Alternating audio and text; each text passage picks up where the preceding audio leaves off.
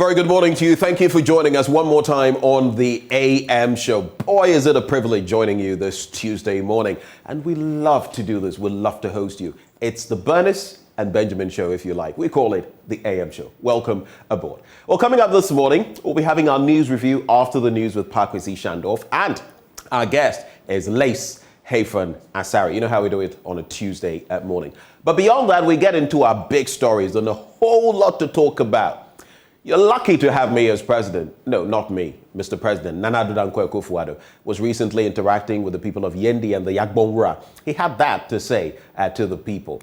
We'll also be dilating on whether this administration has lived up to expectation. Former President Mahama says this administration is the biggest scam in the Fourth Republic. There's also talk about the economic fortunes of this administration and the justicial system, where former President Mahama has taken on the Chief Justice, saying that the justicial system needs to be purged of the Chief Justice so that justice can indeed be served. All of that in this discussion. Is the former president right when he makes these comments? Well, we'll be getting in there, the scoop on that. And then the Coalition for Democratic Accountability and Inclusive Governance, that is the Citizens Coalition, wants to picket the area outside the office of the Auditor General next week. The group is protesting the Auditor General's refusal to disallow unlawful public expenditure and surcharge persons implicated in the 2019 and 2020 Auditor General's reports. Today, we discuss all of these issues with Gary Nimako. He's a lawyer, member of the MPP's communications team. We also have Felix Kwachiofosu, former Deputy Information Minister, former Deputy Communications Minister as well. We'll also be joined by Dr. Kojo Asante, Director, Advocacy and Policy Engagement, CDD Ghana, Dr. Pumpuni, to be more specific. Also on the show, we'll be discussing the fallout from our latest Hotline documentary, When the Last Fish is Caught. Imagine that. In this report, Richard Kwejunyako goes about investigating how Ghana is dealing with the issue of IUU and how the fisheries resources can be recovered. Joining us will be Moses Enim, Deputy Minister of Fisheries and Aquaculture Development. We'll also have Kofi Agbogan, Executive Director of Heng Mpuano, so to speak. That's the Fanti version. Join us with your thoughts as well on the show via social media, AM Show. That's how you can share your thoughts. And of course, when we activate the phone lines, we'd love to hear from you. It's a packed show. You don't want to miss a minute. So tell a friend to tell a friend. It's going down on the AM show. But up next, Pakwesi Shandorf is all suited up, looking all handsome, ready to give you the news. Do stay.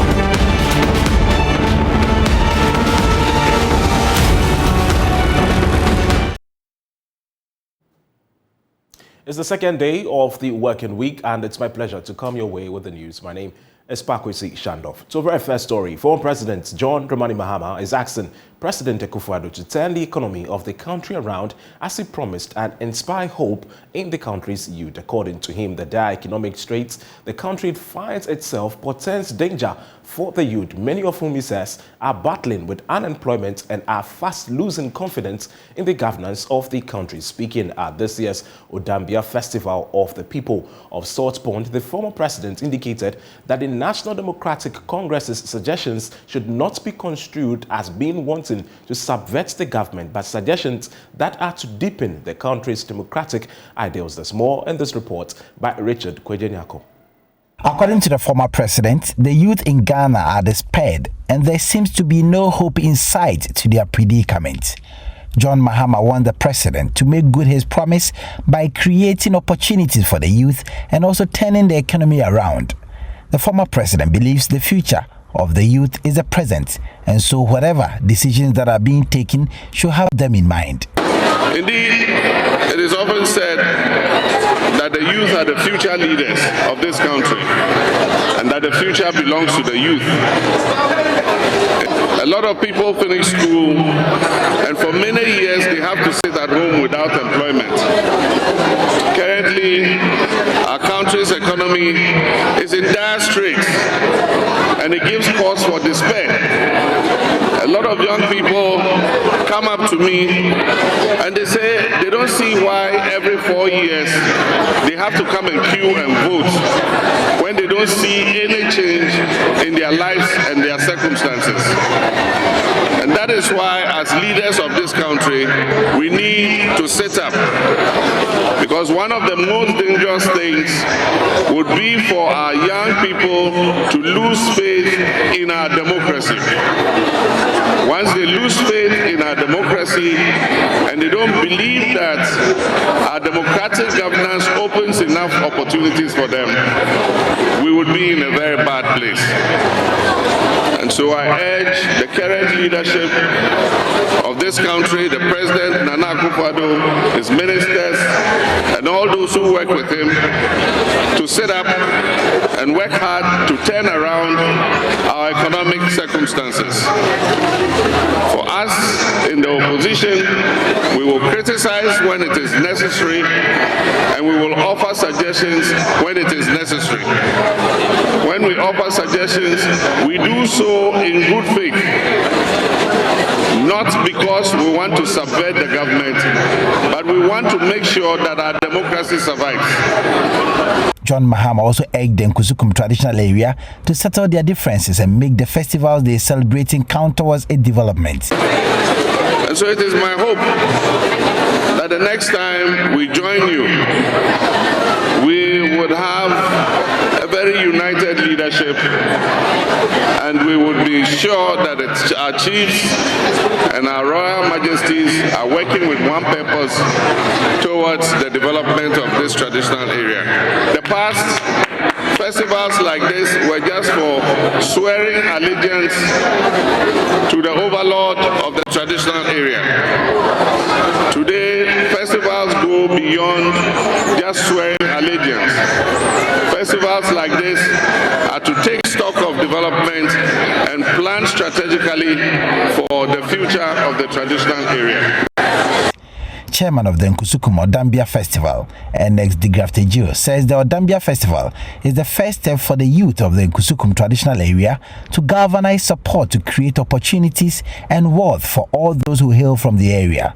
I have also proposed the establishment of Infantiman Nkusukum Redevelopment Committee, because if we want to develop and we are not developing, we have to look at strategies, and that is why we have formed the Infantiman Redevelopment Committee. And the committee will basically look at 5 pillars to help us advance development. The first of it all is industrialization and entrepreneurship in Infantiman.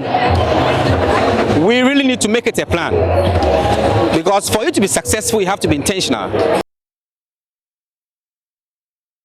Now, away from the comments of the former president, residents of Kajeji, capital of the Sine East district in the Bono East region, are lamenting the poor state of town roads and the various road networks in the area. They say armed robbers are taking advantage of the situation to rob them of their valuables. They therefore want government to end years of neglect by making their roads better. Correspondent Anasabet visited the area and came through with this report.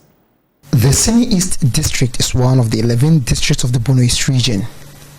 The main occupation of the inhabitants of this district is agriculture, with majority of the people being fishers. The district, since its creation in the year 2012, has seen little or no development in terms of road construction. The terrible state of the Kajeji town roads, according to the residents here, is adversely affecting general economic activities of the people.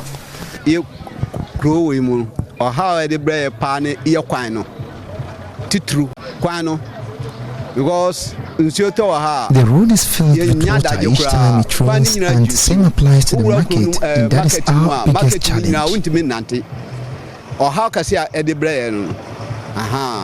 We were promised after a short-cutting event that our roads will be fixed, but you are a witness to our situation. We have indigents occupying the DCE and MP positions. They have to come together to help develop our communities.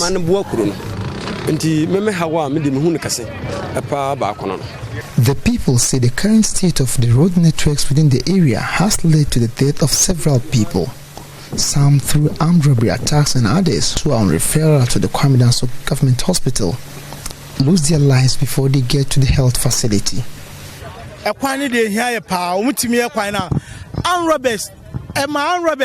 Armed robbers are all over our roads. A lot of people have been shot. My close friend was killed on this same road, so we beg them to come to our aid. To the traders who visit the Semi East district to buy fish, the terrible nature of the roads is adversely affecting their trading activities. We are from Ayachekope,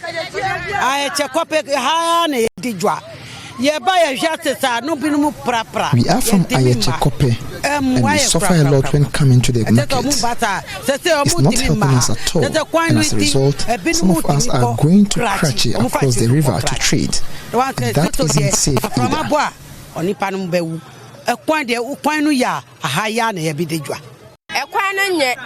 Enti ayesa no fe asantifo na no mo ba dwadifo na mo beto na mo kono sese omo mba bi because of omo suro ebi asi amomo ashutu obi akuno chichani ama chiches for a demonstration okro mu hanyina kwan se e ban kwan so nya kura kwan nya peta kwan ye enti e wo se e se ban se kwan ye o maye maye enti e bi se kwan nya edwa no so enya papa. With government's year of rules promise, I inquired if they've had a feel of this particular promise, and this is the response I had from the people. Yes.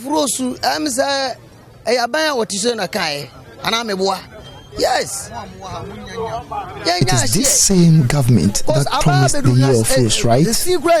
We've not had our share. Even the main road has not been worked on, not to talk of the drainages. Drainage. And also the cry, the end can want some cry. The year of rose, no. So we can see the year of rose is only working in the cities. Manu Samuel Alasan operates an information center here. He says the neglect of the district by successive governments is largely to blame for the rural-urban migration in the area. And I say, brain drains, I brain Nipana, Januko Chrome, Gamun develop on Crasiano. As will be on a Crasia, Nanibaji. This is why the youth are all migrating to the urban areas. So until we focus on developing our rural areas, this is what we'll be experiencing.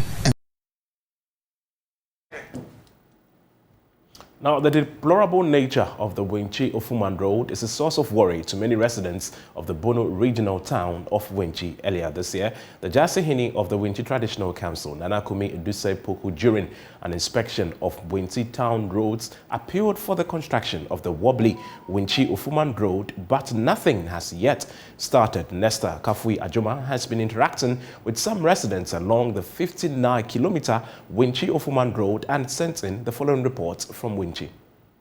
The wobbly Winchi Ofuman Road has been an age-old challenge militating against the health and economic lives, especially for the people along the roadsides. Residents here say the incessant dust emanating from the road, particularly during the dry season, has regularly caused respiratory tract infection among their family members. All this foodstuffs are supposed to bring to town so that we, the government workers and others who are not farmers, can also get the food to buy and eat. But because of the bad nature of the road, no car is willing to go there and convey the food and bring it to town so that we buy. And at times too, we will hear accidents. They will go and collect the food stuff and be bringing it to town, and we will hear accidents occur on the road, and some of them may die, and some of them may be having serious injury, and others too will be having fractures on their legs. So I'm pleading with the government and the Minister of Roads and Transport that he should also think that he will come and construct the road for us. If you come to Wenchi town here too, we have a lot of quarry companies here, like Bretas Quarry Company, Tesek, JA Quarry, and many more. But we have bad nature of roads. All the food that we are getting here is from the villages, and that is the village way. This road is lead to the village because here, this town here, we don't farm, we don't do anything, and where the car or the lorry will pass through this way to bring the food to us. The road is not good, and every time when it is time for voting, they will come and say, oh, we will do. After voting, we will not see them again. Why is it that way? We didn't understand it. So we are pleading, begging the government, they should come and do it better for us. Otherwise, we don't know whether we are not part of Ghana or what. JoyNews has learned that the erstwhile John Mahama administration for the first time awarded a contract for the construction of the road. The contractor, Kofi Job, started working on the road to the extent of constructing the drainage system, but suddenly left site and has never returned. Now, silt has filled up many portions of the drainage system, impeding free flow of water whenever it rains. Salamatu Adams is the assembly member for the Boadang electoral area, which hosts greater part of the Wenchi Ofuman Road. In 2014, almost all the roads that you've seen were awarded to contractors, and we were looking forward for the project to commence, and then unfortunately there was change of government. At least we were expecting, say, government is a continuous process, so we're expecting the current administration to continue from where they took it from, but unfortunately they've neglected us, especially Boadang electoral area. Just look at the Ofuman Road. It's about some few kilometer roads there. We expect by now for the past 6 years, we've seen say road is being fixed. People will be plying the road and other things. Now, inadequate accommodation facilities in the Nalerugu Nursing and Midwifery Training College is exposing female students to sexual attacks. The situation has also made it difficult for the school's management to effectively supervise and control the students who are all staying in rented houses outside the campus. Authorities say this is adversely affecting the provision of quality nursing and midwifery training in the school. Elias Tanko now reports. The accounts officer of the college, William Smumuni, speaking during a meeting with the Member of Parliament, Alhaji Baba Seidu Isifu, who was in the school as part of a working visit. The school management member was detailing the impacts of the challenge of inadequate teaching and learning facilities, which he said was affecting the delivery of quality nursing and midwifery training at the college, starting with the problem of lack of accommodation facilities for the students. A lot of our students are raped sometimes because we don't have control. Most of them are still outside, we don't control. But assuming they were housed in-house, I think that we'll be able to manage them and be able to protect them, provide security for them. But the hostel that is there, our old school hostel that we have is a very small hostel. All of us know that hostel is behind a 3-room hostel, 60-bed hostel. That is woefully inadequate. So we are renting all over. And you can imagine the rent. It's because of that we owe a lot of landlords in town. He also talked about the inadequate classroom blocks and facilities for practical lessons, as well as lack of a dining hall and the encroachment of the school lands. Our classrooms are becoming insufficient because of the new program that we are introducing. Some of them run 3 years. So if you introduce a new program and the first stream was accommodated in the classroom, and you don't have another classroom to accommodate the rest, when they thank for them to go to the next class, it means that they will have no space. The MP on his part visited several abandoned infrastructure projects in the college, including this administrative block that has been left uncompleted since 2017, and promised to continue to work towards their completion. It was started amongst other administration blocks in some parts of the northern region. The Salaga one was started together with this one, and many more others, and they were completed. Unfortunately, this is where we are today, and this project is at a standstill. So I just decided that we should pay a visit to it, then we'll have an opportunity to see what is going on. We'll try to see what we can do to get some private people to come in so that we have some hostels being constructed here for the students. The students are littered everywhere in the community. That is not good for them, and it's not good for effective learning. From Nalergo, Ilyas Sultanko reporting for Joy News.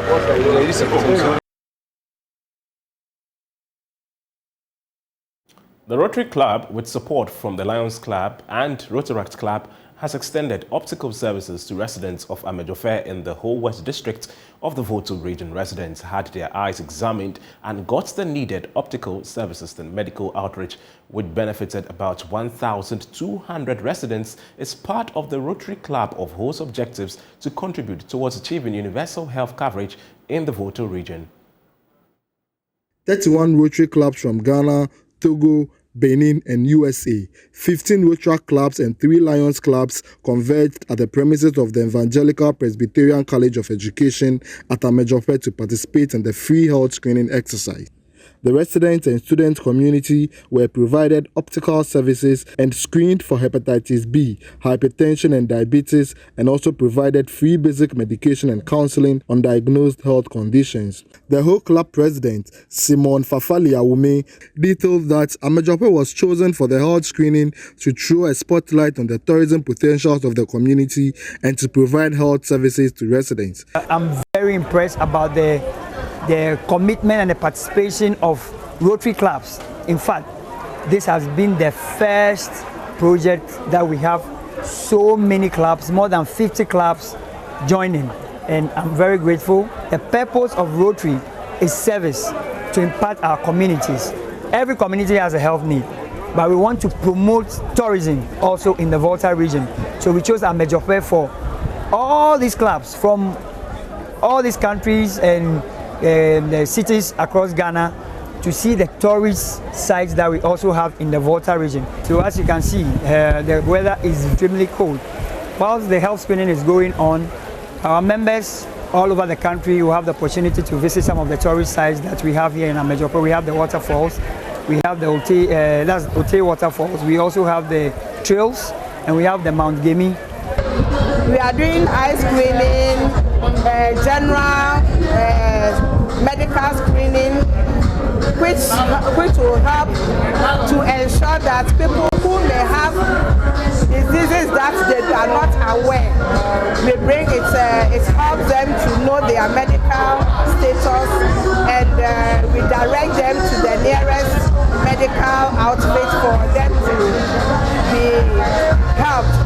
And having all this for road, the weather is not too favorable, but in a way the people are enjoying what we are doing for them. The co-chair of Rotary Ghana, Andre Sofosuhini, was elated about the organization and accepted that the outreach would also have an impact on the local economy of Amejofe. Obviously, once you come in here, you buy food, we've taken breakfast, the locals in the community, all of us slept in hotels in here. So this is something that economically would go to empower those within the space.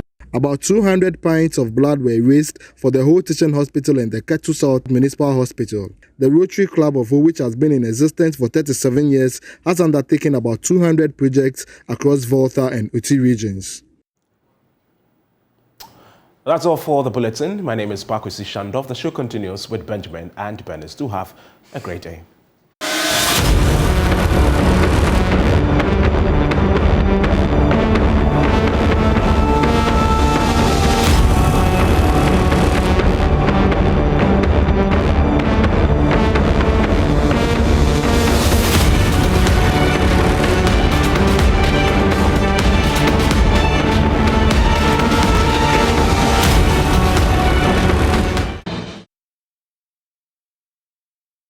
AM show, and we get into it with Liz Hayfunasari, a media consultant. But let's start with the papers we have today.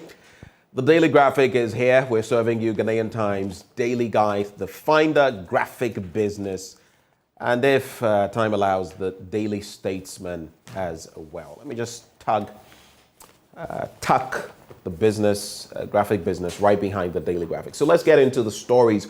But it would be interesting as we have our show today to reflect on some of the things that former President John Dramani Mahama has been saying.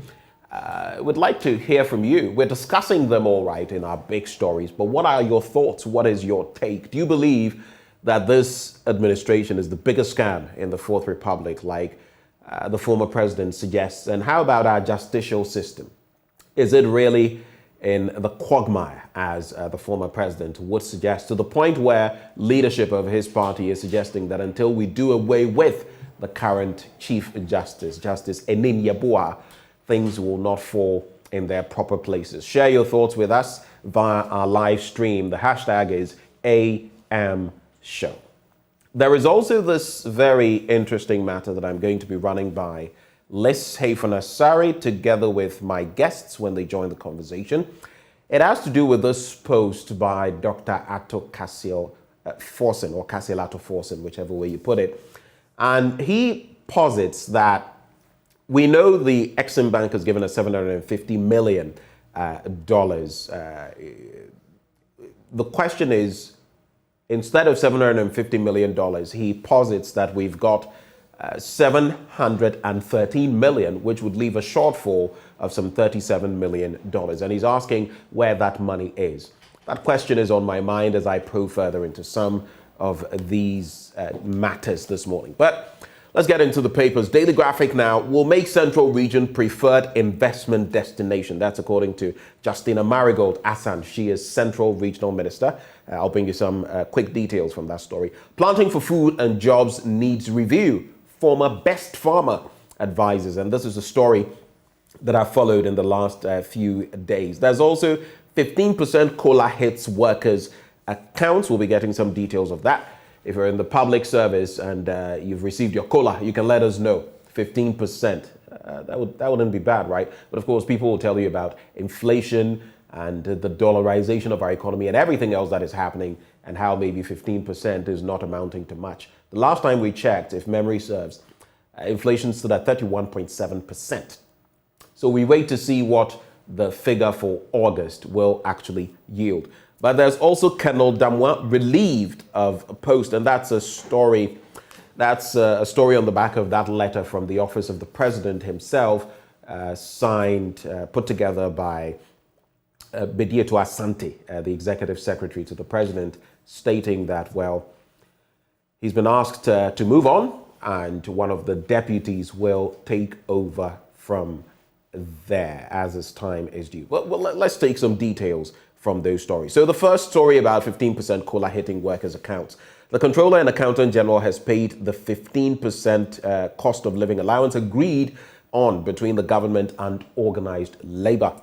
An amount of 485 million Ghana cedis was disbursed to the account of over 600,000 public sector workers on government's payroll as COLA for July and August, yesterday, August the 29th, 2022. So yesterday it hit the accounts. If you've still not received yours, let us know. And if you have received yours, you can let us know.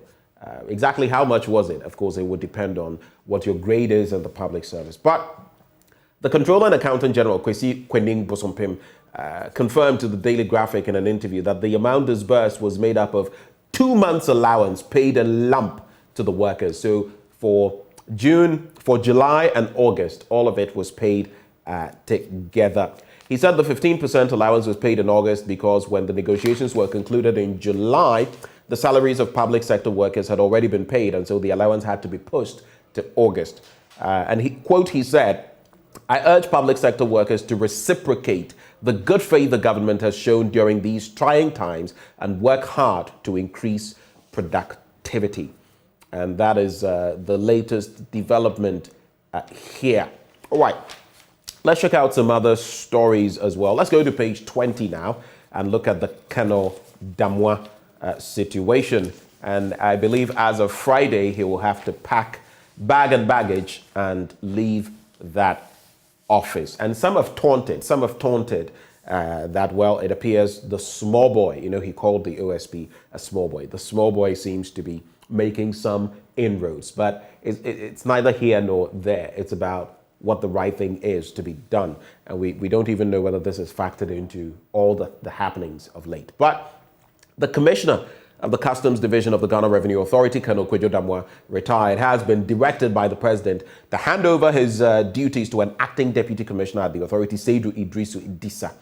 The directive took effect on Friday, August 26, 2022. The order was contained in a letter from the presidency signed by the president's executive secretary, Nana Bedietu Asante.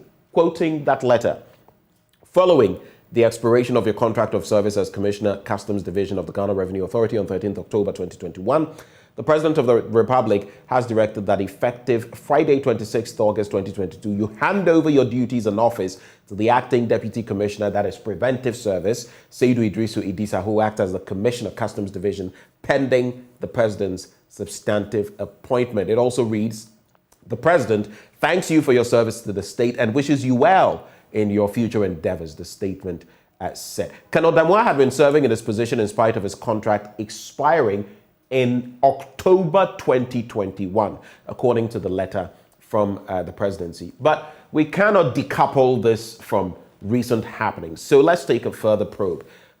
Colonel Kwejo Damwa had in recent weeks been in the news after he publicly attacked the special prosecutor concerning investigations into the operations of a food importing company, La Bianca, which suggested alleged irregularity at the port. After the special prosecutor had released a report on the infractions, Colonel Damwa publicly questioned the substance of the investigations. He said he would cooperate with the office of the special prosecutor, but he also made certain utterances that some have found unpalatable. Well, these are the happenings so far, and the Customs Division of the GRA has been mentioned in 2 cases being investigated by the OSP. We'll see with time how that pans out. And we'll also see specifically to do with La Bianca and Madame Hene, how things pan out. We've heard so many things. I personally have seen documents from so many ranges, but we'll allow the OSP to do his work and we'll see how the cookie crumbles.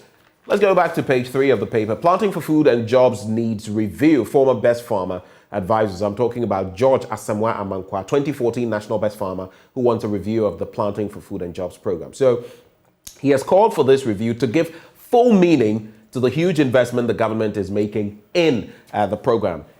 George Amankwa, who was the National Best Farmer for 2014, said the review should place emphasis on storage to help farmers operate their farms at a profit. Speaking to the Daily Graphic in Kumasi last Saturday, Mr. Amankwa said there was no question that the Planting for Food and Jobs was a laudable program for which the Akufo-Addo administration had to be commended. However, he said the implementation, which had focused so much on production without corresponding measures to address post-harvest losses, had been a disincentive to farmers. Quoting him, he says, "It is unacceptable for the government to support farmers with fertilizer and other farming inputs to improve production, only for farmers to, at the end of the day, look on helplessly as their produce rots away because there is no ready market." So I go back to the question that I always pose. What happened to the silo system that Nkrumah initiated? Sometimes it beats me how the foresight, how he could forecast so far into the future, like with the Tema Motorway, like with the Akosombo Dam, and yet, somewhat, we're 65 years into this democratic enterprise or this national independent enterprise, and we now seem to be tweaking, finding our way hazily into some of the things that he found so easy to do back then. We're now talking of smelting aluminium and the rest, something that as early as 1967, Nkrumah had plans of doing. Of course, the coup in 1966 put paid to all of that. But pretty interesting, right? Sometimes when you think of it, every year, our farmers, whether it is yam, plantain, tomatoes, whatever, there are gluts in certain, parts of the country. Go to the Kintampo area and all of that, the Puno region. Yet we are not able to harness this. If we were properly doing that, we probably wouldn't be facing the hike in food prices like we're seeing now, even with fuel prices. It would have been more stable. But because we've not been able to do this, here we are. So here is another initiative by government, another one of its fundamental people-oriented projects. But just as with free SHS, just as with planting for food and jobs, it is in dire need of a review. If you keep doing the same things you've always done, you'll keep getting the same results you've always got. But who will listen? That's the question. Anyway, that is the story there. Let me just take a quick swipe at this one. When you take a look at page 47 of the paper, Nyaho Tamaklo backs Asamoah Gyan's World Cup bid. I'll just bring you a snippet of that. And the former GFA chairman, Dr. Nyaho Tamaklo, has jumped to the defense of Asamoah Gyan and vouched on his capability to represent the Black Stars at the 2022 FIFA World Cup in Qatar. All right, that story on page 47 of the paper. If you asked me, and pardon the mischievous laugh, I couldn't help it. If you asked me, I would say Asamoah Gyan, reflecting what some other people have said, nothing against him. I'm still crushed by that 2014 miss, but if you look at his goal tally, record goal scorer, and all of that, what more has he to prove? And what more has he to prove? He's earned his money. He's played his time. I think he's mentioned, was it Al Ain or some other team that he played for, that it was the best move he could have made. He went there, made some big bucks. He's established himself as a businessman. He's put out the book Legendary and all of that. He has, he has that clout in our space. I would like to ask a pointed question though. Asamoah Gyan, what more? I mean, is it for love of country? What more are you hoping to achieve with this? Because look, let's be fair. We've seen him play for Legon Cities, and to be brutally honest, in this country, we don't like speaking the truth. We like to flavor things. Asamoah Gyan was a pale shadow of himself, even for Legon Cities. This is the Mundial, the World Cup. Everyone comes here. So I'm not saying it's impossible. We've seen him in the gym trying to shape up, but it will take quite a lot. How about the young people we've brought into the Black Stars? The ones who qualified us for the World Cup. And again, how about the foreign-based players who are now joining our team? Some of them are even going to struggle for playing time and playing spots. And now we want old legs to come back in. I don't know. But only time will tell whether that will actually happen. On the back page of the Daily Graphic, man kills mother, 2 sisters at Drapa. A sad story there. Tampala, a suburb of Drapa in the Upper West region, was thrown into a state of shock when a 20-year-old man, Anthony Yendo, went berserk and pounded 3 women to death last Sunday. All 3 women, his direct relatives, were Bozomo Yendo, 60, the mother of Anthony Yendo, Rebecca Yendo, 22, and Cynthia Dabuo, 45, his sisters. A 4th victim, a male infant of 8 months who was strapped behind her mother while she was under the violent attack, is on admission at the Drapa St. Joseph Hospital, seriously wounded. These stories leave you with a very bad taste in your mouth.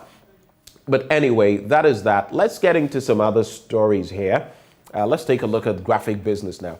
NTHC asks for 500 million Ghana cedi bailout. And interesting times, because for about, 3 years now, some stories have got me following the NTHC and its developments. I know people whose funds, let me leave it there. But no surprise that this is happening. NTHC, of course, one of our national banking resources. So let's get details of that story. Distressed state-owned investment firm, the NTHC, National Trust Holding Company, has requested an urgent bailout from the government to enable it to meet its indebtedness to rural and community banks, that is RCBs, across the country. The 500 million Ghana cedi bailout request is also expected to help the trust to settle its numerous retail customers who have been victims of its liquidity crunch since 2019. See what I told you 3 years ago, 2019, 2020, 2021, 2022. The company's debt overhang has its roots in the financial sector cleanup exercise that occurred since August 2017. In spite of the huge money spent as a result of the banking crisis that threatened the country's financial landscape over the years, the deep-rooted challenges still linger, with the rural and community banks feeling the brunt of the problem that has so far cost the taxpayer in excess of 21 billion Ghana cedis and counting. Apart from individuals and companies that suffered, many RCBs which were established many decades ago to help deepen financial inclusion as well as fund some businesses with their jurisdiction, within their jurisdiction are on the verge of collapse. But specifically to wrap on the NCHC, which has a total portfolio of almost 1 billion Ghana cedis, has suffered some impairments from most of its assets and is currently unable to meet its debt obligations to customers and almost all the rural banks. The managing director, Isaac Charles Akwa, confirmed the company's, let me go to page 6 to continue with that story. He confirmed the company's indebtedness to its clients in an interview with the graphic business and said it was working to restructure the debts. Okay, so that is the story there. Let's take a quick look at other stories in the graphic business. Why Bank of Ghana wants to buy dollars from mining and oil firms. It's actually an interesting one. Bank of Ghana to boost reserves by $500 million. Let's turn to page 3 for that one. So the Bank of Ghana is confident of boosting its reserves by $500 million from miners, oil and gas producing firms, and other major exporters between now and the end of the year, December. The purchases are to accrue from a new arrangement that allows the central bank to pay CDs for foreign exchange, that is forex, that have been repatriated by the exporters. Already, the bank purchased $20 million from one mining firm last week in a positive start to the new program that seeks to bolster the Bank of Ghana's reserves in the midst of rising demand and a depreciating cedi that is attributable to weak buffers. The director of the research department of the bank, Dr. Philip Abraduotu, told the graphic business on August 27 that the Bank of Ghana also received commitments worth more than 120 million American dollars from other mining companies in the program's first week. And so those are the stories in there. You can also check out this one. Ghana Stock Exchange records 31.13 million Ghana cedis profit, highest in 31-year history. Let me say a very good morning to Liz Hayfran-Asari, who joins the conversation. Good morning, Liz. Good morning.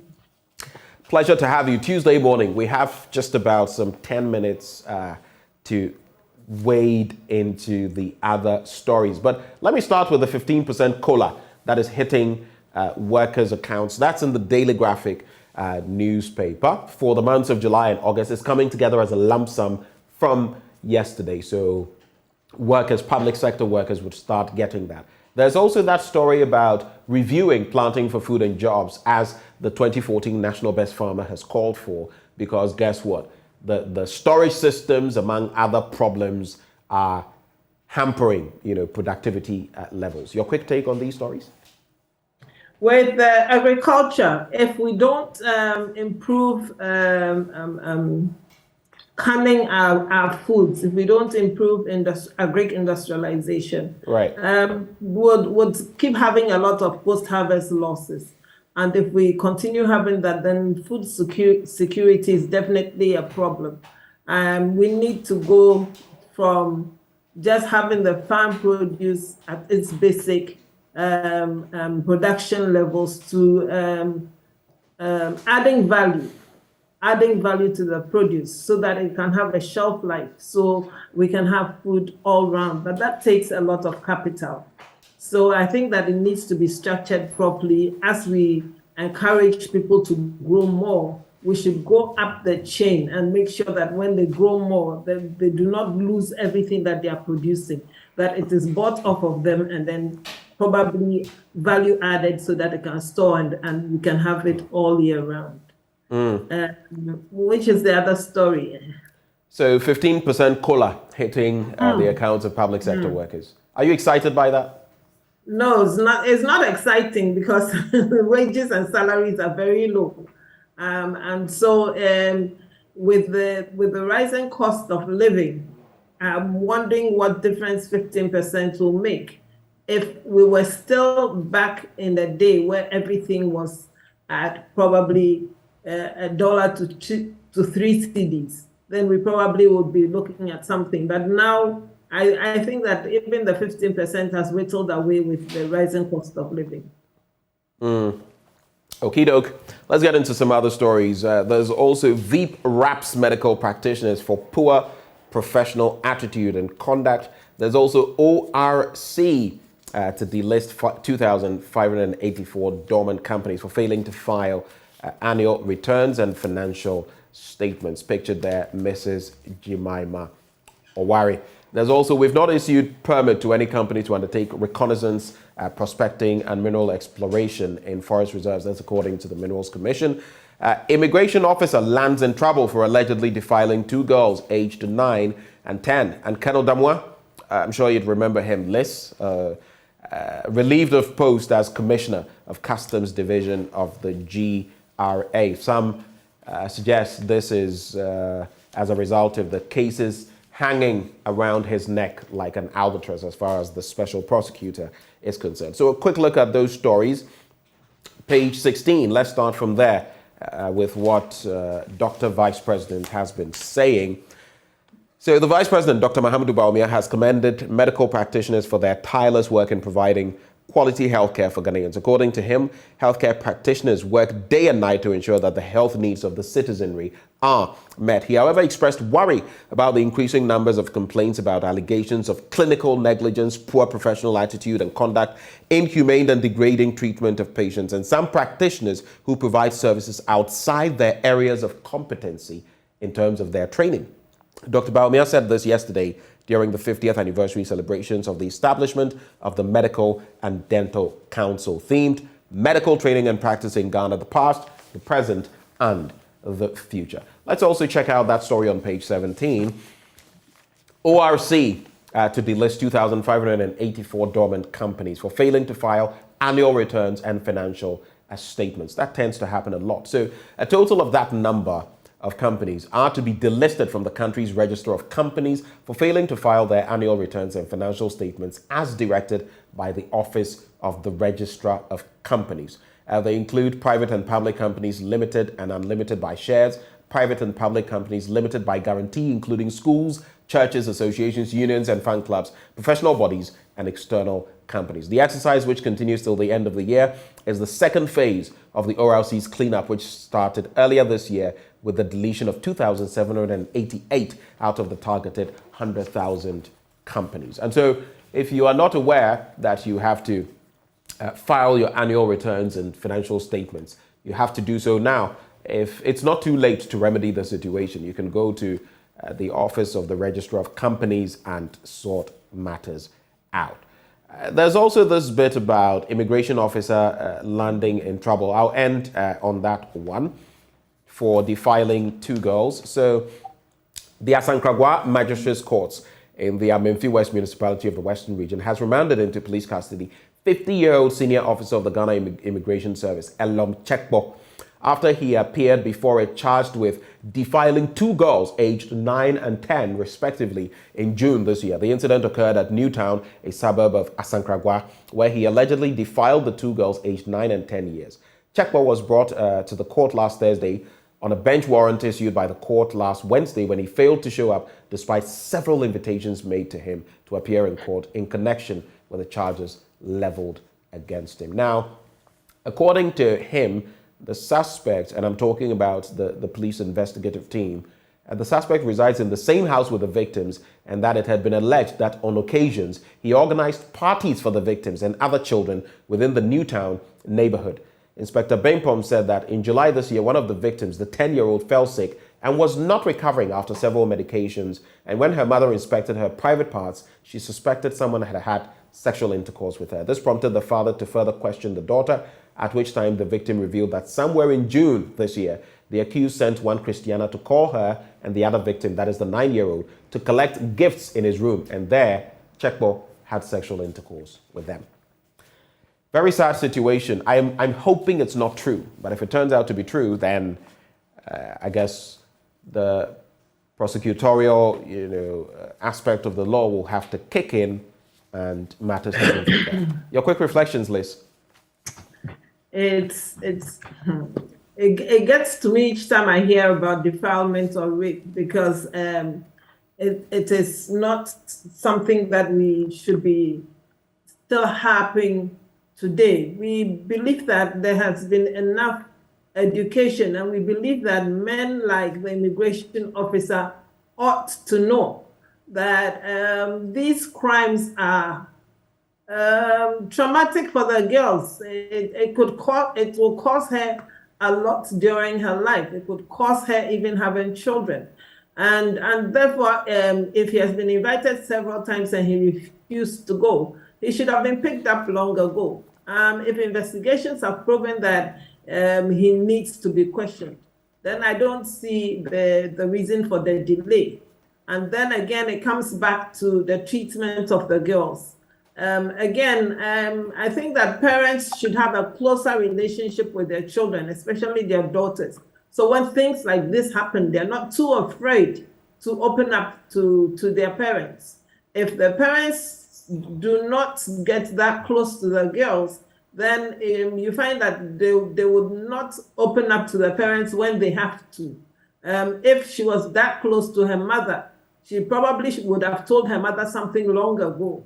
So we need to educate our daughters to be outspoken, and we need to listen to our children often, so that when they're saying things, we really would take them serious. Even if you don't believe them, there's nothing investigating. And then if you find out that it's not true, then you can deal with them. But at least listen and make sure that you carry it through. And the girls won't always be abused this way. I keep saying that sometimes the men would want to trouble two girls at a time, but most of the time, if you're 2, 3, 4 girls moving together, it becomes difficult. But this is a man who has lived in the house with them, so they probably know him. So they probably have some amount of trust. But I think that investigation should be done, and it should be done quickly. And if there's any medical attention that needs to be given the girls, it should be given to them free. Let's quickly get into some other stories as we make the most of the time left. There's this story. I'll link it to the John Mahama story, but let me look at this one. The Finder newspaper, SIM re-registration drops by 98% after deadline extension, which is an interesting development. Of course, now we have the re-registration app that supposedly people can use to do their registration. There's also government pays 485 million Ghana cedis as COLA. That's with the Finder newspaper. But these stories, I just want to put them together. The Daily Guide says, Mahama attacks judges again. That story is on page 3 of the paper. Let me just get to it. And it says, former President John Dramani Mahama has launched a blistering attack on the judiciary, saying that the image of the country's judiciary has badly deteriorated, that Ghanaians openly make a mockery of the justicial system and of the justices. He stated, if people are not poking fun about politics and inducement being used to sway the hand of the justices of the lower courts, then it is poking fun and making statements about the 7-0 of the unanimous FC verdicts, which mostly involve cases of a political nature in our Supreme Court. This is an unfortunate but serious development. So Mr. Mahama, who was the 2020 NDC presidential candidate, was bounced unanimously by the 7-member panel of the Supreme Court. That we know. But speaking at the opening of the second annual Lawyers Conference of the opposition NDC over the weekend, ex-President Mahama said, to wrap with the quote, recently, so badly has the image of our judiciary deteriorated that many of our citizenry openly make mockery of our justice system and of our justices. The phrase go to court is these days met with derisive laughter instead of hope that one will truly get justice if he went to the court, he asserted. Let's link that to the story in the Daily Statesman where a judge supposedly is cautioning the former president. So a retired Court of Appeal judge, Justice Isaac Dose, I believe this is it Doche? They were trying to, but because Doche is still there, but has cautioned former President John Mahama against the tendency of dragging the image of the Supreme Court into disrepute. He has also described comments against the judiciary by Mr. Mahama as, quote, an act that can be cited as a threat to the country's democracy and will not only affect the apex court, but every Ghanaian as well. Your quick thoughts on these? I used to think in the past that perception was everything, but perception is not everything. I believe that with some of these cases, if you go to read the judgment in detail, everybody puts out what they think, and you realize that some of the issues that are dealt with are not dealt with on the same level. Everybody has, and I'm talking about the judges. Everyone sees the case for what it is. And I believe that if you have read law, there's certain things you'll be looking out for in whatever case comes before you. Over the years, it has, in the recent past, it has been that you get the 7-0 judgments. And I have always said that isn't the one person who sees something that the complainant has brought forth that puts the complainant probably in a position where you can consider differently from the others. But then, not being a lawyer, I would read it just as I would read it and not know what to look out for. So I take it at face value. And so maybe we need to be a little more informed about judgments and informed about how the decisions came about. And if Justice Doche is cautioning that we should not just lump all the judges and put it out there and try to demean our judiciary, is something that we need to look at. But again, I think that the justices of the superior courts need to be more open. There should not be that mystery around judgments. If people understood the judgments properly and how they came by the judgments that had been given, and it was not left to only those who have read law, I don't think that we'll be making the statements that we are making. But from what we said, it looks like the judges are compromised, especially when Anas's expose came out. And we're not seeing differently from the expose that has been given. And you hear all kinds of stories, but you wonder whether the stories are true, whether they're made up, or whether it's just to put them in bad light. But I think that the judiciary needs to clear its name, and clear its name as quickly as possible. All righty. Well, unless you have any final thoughts, this is how we'll wrap it up. We're veering into sports, and of course, I'll bring you some sporting news from the Ghanaian Times. The back page, Oli win Galka G6 tournament after they beat Bechem United by 2-0. Oli Dade, Oli Gbogbo, Oli Nkonson, carrying the day there. And of course, Chelsea also deflated Mediama on penalties to claim third spot. Are you a fan of football, Liz? No. Only when Black Stars is playing. Okay. Just a quick one then. Are you in favor of Asamoah Gyan coming back into the Black Stars? Asamoah Gyan, how old is he? He must be 30-something. With these footballers, it's always tricky. I'm sure you know what I mean. But he's 30-something officially. No, but I'm just wondering because football, to me, is a fast game, is it not? It is. And you have a lot of younger people playing the sport. If you're older, what are the risks involved? Right. But if he has that morale to kind of like get the team together and get the team going, he can do it in another way other than being a player himself. Good point. Good point. Les, refreshing always to catch up with you. Thank you for joining us for another morning. Thank you. All right. And that is Liz Hafen-Asari, media consultant, talking sports there. I got some sports out of it, squeezed it. Anyway, we get into sports now. Do stay with us on the AM Show.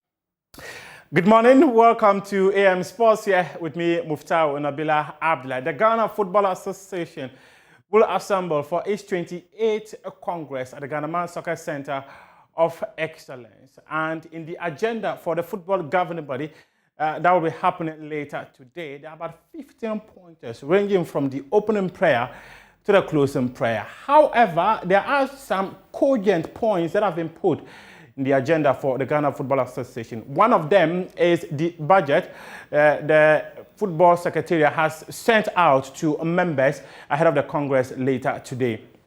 In the document, especially in page 4, the Ghana Football Association revealed that they have over 14,913,846 Ghana cedis. And this is how the Executive Council of the Football Association described the affairs of the association. They say it is satisfactory, and they added that the financial statement presents fairly the financial position, financial performance, and cash flows of the entity.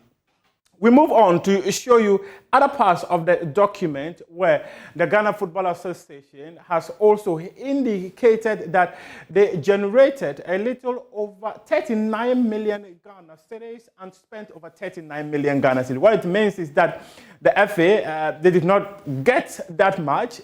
Let's start from here. The sponsorship that have been generated by the GFA, it totaled 12,485,648 Ghana cedis for the year 2021. The grants are 20,353,010 Ghana cedis. And it is FIFA who gave them the highest grant, and that was about 17 million Ghana cedis. Government only gave the GFA about 1 million Ghana cedis. For the sponsorships, as I mentioned earlier, a chunk of it came from the Ghana Premier League. The income totaled also gotten was that it was 2,525,650 Ghana cedis, and other incomes were 3,903,417 Ghana cedis. So the total amount generated in 2021 by the Ghana Football Association, 39,267,725, and the expenditure, as you can see on your screen, is 39,972 Ghana cedis. That is how much the FA made, and the surplus for the year is 258,353 Ghana cedis. One critical thing that the GFA has also been able to do basically has to do with a debt that has been in place since 2004.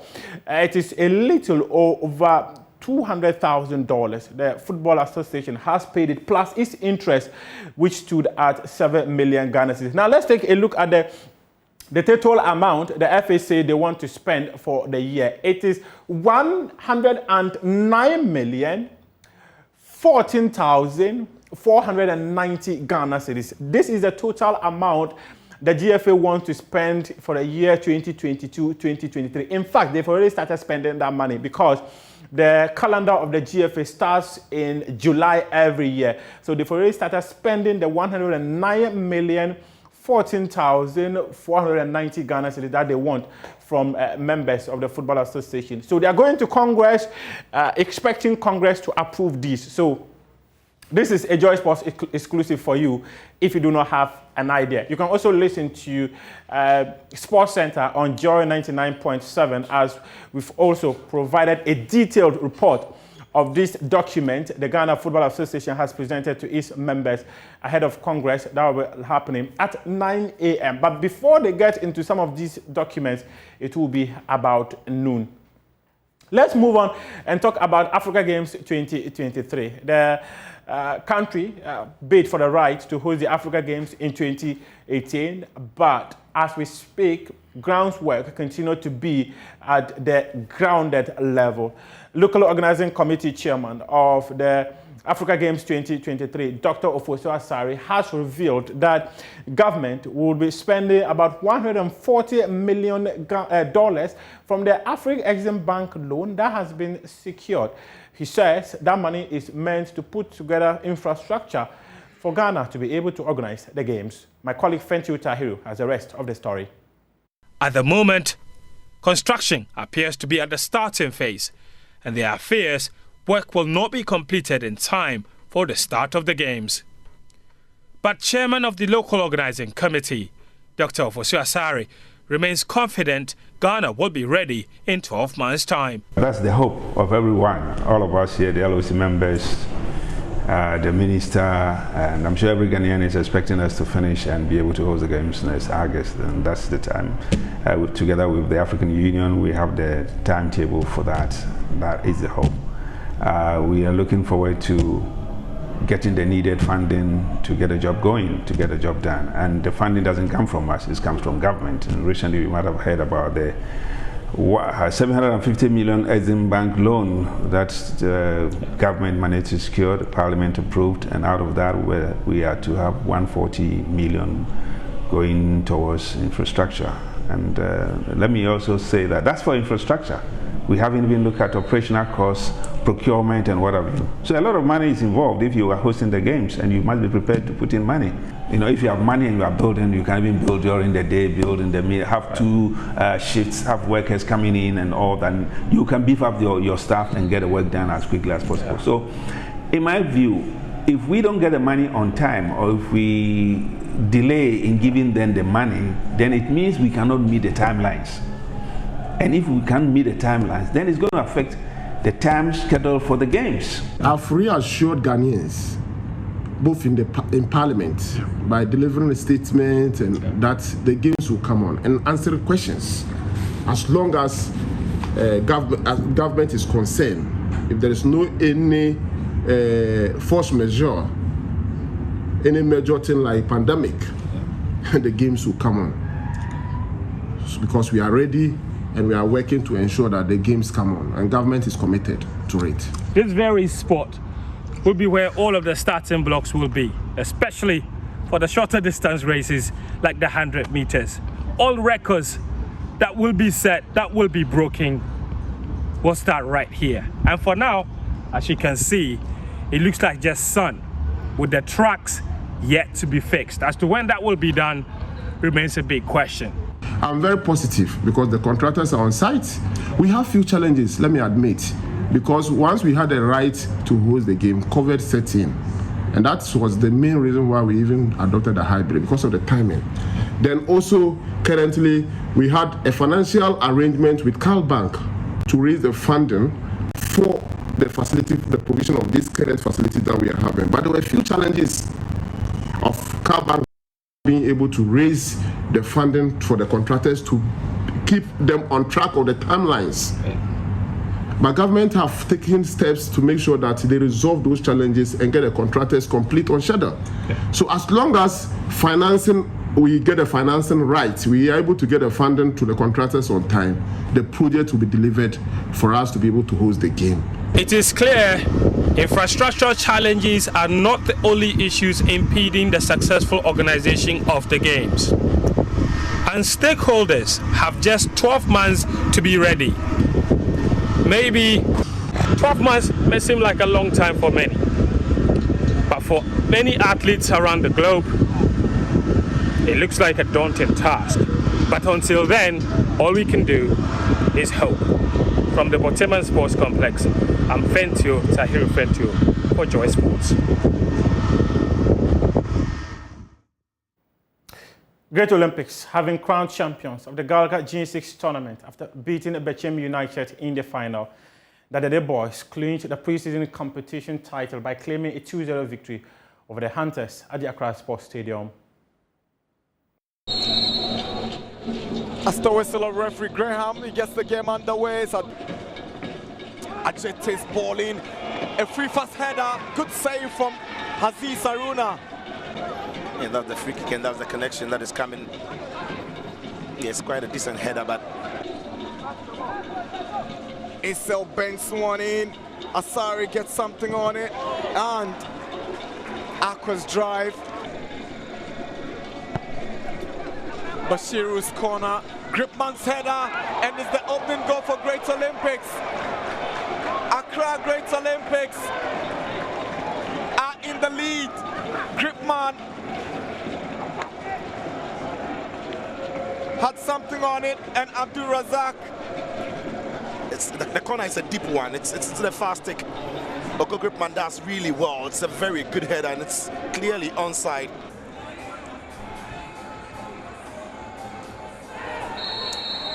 Penalty. Early days in the game. And Olympics have a penalty. And as it comes here, yeah, he's trying to block the ball with that. With the Olympics. Ajete steps forward and he scores through the middle. Keeper have no answers whatsoever. Olympics up by 2-0. Well taken by Max would be about the call, but no question marks about his ability from the spot. Well taken, well finished. Olympics two goals to be good, and if he's handed over to Gripman, he takes a look at it. Great Olympics are champions. The Gauka G6 2022 champions. Accra Great Olympics, the Wonder Club. Wonder Club with wonders lifting the Gauka G6 tournament. Let's talk about La Liga. Ghana striker Inaki Williams scored his first goal of the season as Atletico Bilbao beat Cadiz away from home. Williams scored the first goal in a 4-0 victory. His brother Nico Williams, who played 82 minutes, also contributed an assist in the triumph. Now let's take a look at some fixtures that will be happening in midweek, especially in the Premier League as it enters match day 5. Tuesday night, we have Crystal Palace versus Brentford, Fulham versus Brighton and Hove Albion, Southampton versus Chelsea, Leeds United versus Everton. These are the fixtures for Tuesday night in the English Premier League as they get into match day 5 of the season. In Serie A, we have Sassuolo versus AC Milan, Inter Milan versus Cremonese, which is the new club of Ghana striker Felix Afenajan. He was announced yesterday by the club for a reported transfer fee of 10 million euros. AS Roma, the club he moved from, will come up against Monza.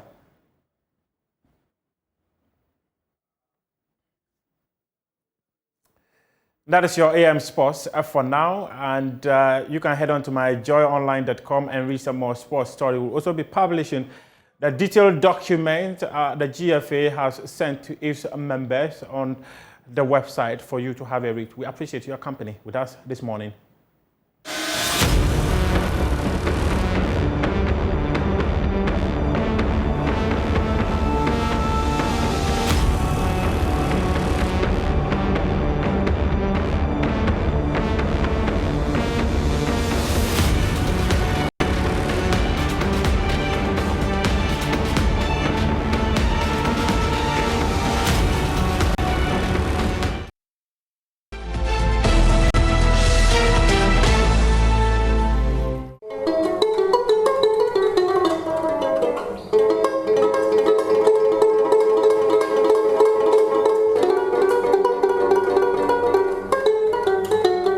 Say that since then, the building had not had any renovation of that sort.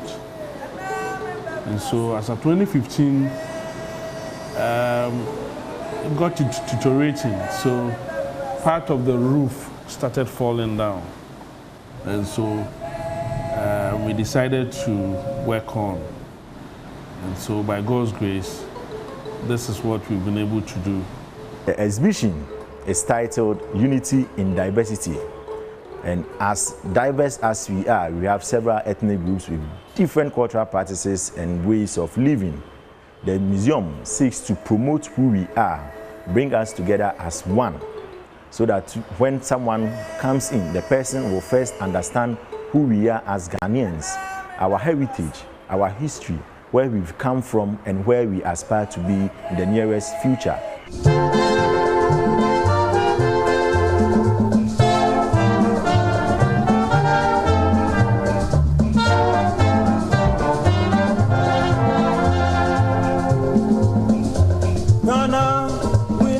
Freedom, Ghana, land of freedom, toils of the brave and the sweat of their labors, toils of the brave which have brought results.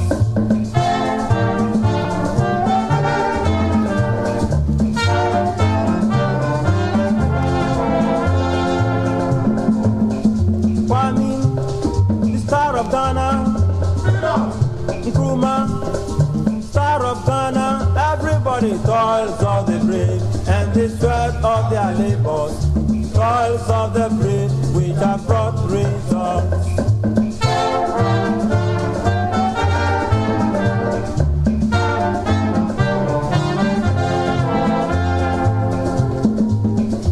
Ghana, we now have freedom. Ghana, land of freedom, everybody toils of the brave and the sweat of their labors, toils of the brave which have brought results.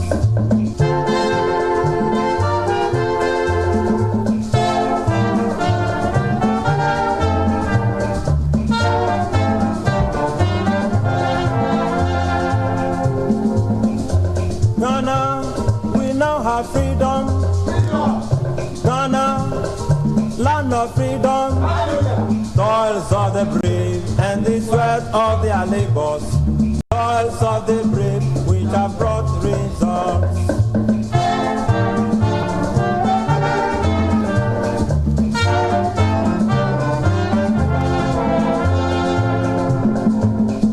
Kwame, the star of Ghana, Nkrumah, star of Ghana, everybody toils of the brave and the sweat of their labors, toils of the brave which have brought results. Those vehicles were used by the Mercedes-Benz, the Land Cruiser, the limousine, the Nissan Petrol. They were used by former President Kufuor, but the Cadillac was used by the late President Kwame Nkrumah. Yes. And so we in the near future, what we intend to do is to have an automobile museum with former president vehicles. We have a lot that we are going to work on. Ghana, we now have freedom. Ghana, land of freedom, toils of the brave and the sweat of their labors. So we entreat all Ghanaians to come to the National Museum. And you see, I also want to entreat Ghanaians to come. When you go to the Western world, we have people going to the museum to donate. And so we entreat all Ghanaians to come to the National Museum and donate. Star of Ghana, everybody toils of the brave.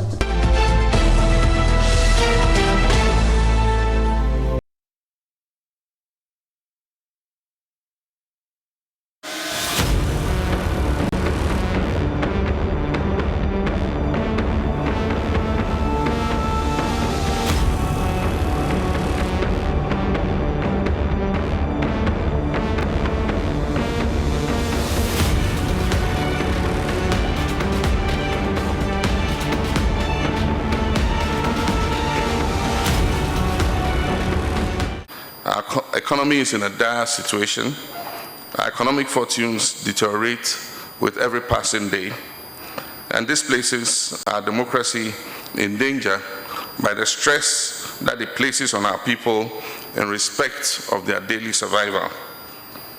Ghana is facing an unprecedented economic tailspin of runaway inflation, which is currently measured at above 30%, a fast depreciating currency trading above 10 cedis to $1 US, an unsustainable debt burden exceeding 90% of GDP, with the inclusion of the recent Bank of Ghana financing of the debts, the Afri-Exim facility recently approved by Parliament, the Sino Hydro loan, and the collateralization of our GET fund and our energy sector levy. Let me add without equivocation, ladies and gentlemen, that this threat to the progress of our dear country is completely self-inflicted by a government that has proved to be the greatest political scam in the history of the Fourth Republic.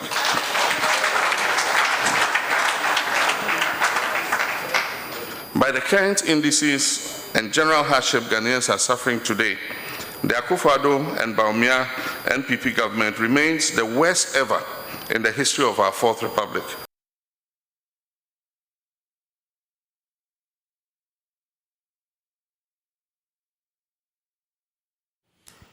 Well, here we are. We're going to take a sneak peek. We're going to actually dissect thoroughly those thoughts espoused by the former president, saying that we're in dire financial straits, that it poses a security threat to our democratic experience in this Fourth Republic. And he has called this administration, in terms of what's promised versus what has been secured, as a scam. Joining us for the conversation, we have Gary Nimako. He's a lawyer and member of the MPP's communications team. We also have Felix Kwachiofosu, former Deputy Information Minister, former Deputy Communications Minister. Gary, a very good morning to you. Hello, Mr. Nimako. All right, so we'll work the connection to get Gary Nimako. Hello, Gary. Good morning to you. Good morning. How are you? I'm well. Can you hear me? I can hear you now. It's cracking up a bit. I don't know whether you can reposition yourself. Oh, okay. I think it's a Wi-Fi then. All right. Okay. Well, let's make do. It still isn't, but we'll make do. At least I can hear you. That's the most important bit. Your quick reactions to the former president, John Dramani Mahama, and he points to the wanton borrowing of this administration. He points to many things that have happened. We'll get into what he says about the justicial system, but he says we're in dire economic straits and that this puts our economy and our democracy in danger. Your quick reactions. Good morning to you. Good morning to your cherished listeners this morning. I think there's no doubt that in Ghana, we are now facing serious economic turmoil, and it's something that we cannot run away from it. And clearly, the president has indicated his willingness and desire to do a quick turnaround to push it to a good economic fortunes. So I do not think that, this is a new item. My only concern is the kind of commentary that he gave with respect to the judiciary and the Chief Justice. And I think, in my view, are unacceptable. There are comments that end up running down our judicial, our justice delivery system. It runs down our democracy. I don't think it's something that we should really contend with as a country. How exactly? We'll get to that, but how exactly does it do so? Are they beyond reproach? We have even the Baron de Montesquieu, if I'm not mistaken, separation of powers and the theories of checks and balances and all of that. You expect the Fourth Estate, you expect people who are statesmen and women, so to speak, to talk about what is wrong. Plus, Gary, we have the issue of Anas Aremeyaw Anas and that expose, which actually brought to the fore the corruption that we know is in the judicial system. So how can we even pretend that everything is A-okay? There's no perfect institution, is there? Nobody is saying that the judiciary is beyond reproach. Nobody is saying that the judiciary is above criticisms. But what you must all guide against, we must all be certain, is that our commentary on the judiciary, we all ought to be circumspect. That is the last bastion of our democracy. It is the only institution that settles disputes between the citizenry and the executive, or between the citizenry among themselves. You understand? So if we end up making certain commentary, that will end up more or less running the whole institution of democracy of the judiciary. It's not the best. Let's not forget, it's only the judiciary that survived all the military attacks in this country. From independence up to now, no other institution has survived, but the judiciary. So the way that sometimes we comment on them, we must be careful, let's not respect. Now, if we say that the judiciary is not broken, are we saying that in 2012, when the election petition went to the Supreme Court, and the system that the President Mahama won the case, that time it was not broken? At that time, was it broken? Was it broken at that time? If you go to court and you're supposed to send your evidence to back your case, we went for election 2020. At the elections, there was probably the declaration in this country that you have won the elections. You said that you have won the elections. And then only for us to now, hear at the Supreme Court that we said you have not won the elections, but no one won the elections. and you went to court with no evidence, how is the court going to rule the case in your favor? I think you should get very circumspect with the way we handle the judiciary. It's been unfortunate, to say the least. It's very unfortunate. Does not mean it is not, it is not beyond criticism. At least that is what you said. Let me bring in Felix Kwatiofosu. We'll get to the justicial end of things, but I want us to deal first with the economy and the claim that this entire administration is a scam. Felix Kwatiofosu, thank you for joining the conversation, sir. Well, thank you, but I would urge you to raise your voice a bit. I can barely hear you. I can also barely hear you, so we'll try to do that for each other. Can you hear me now? Is it better? Yes, I can hear you. Okay, so I wish we could, tweak your volume as well so we can hear you better from the studio. But yesterday we heard, we've heard the former president vent on the economy and against judges as well, the bench.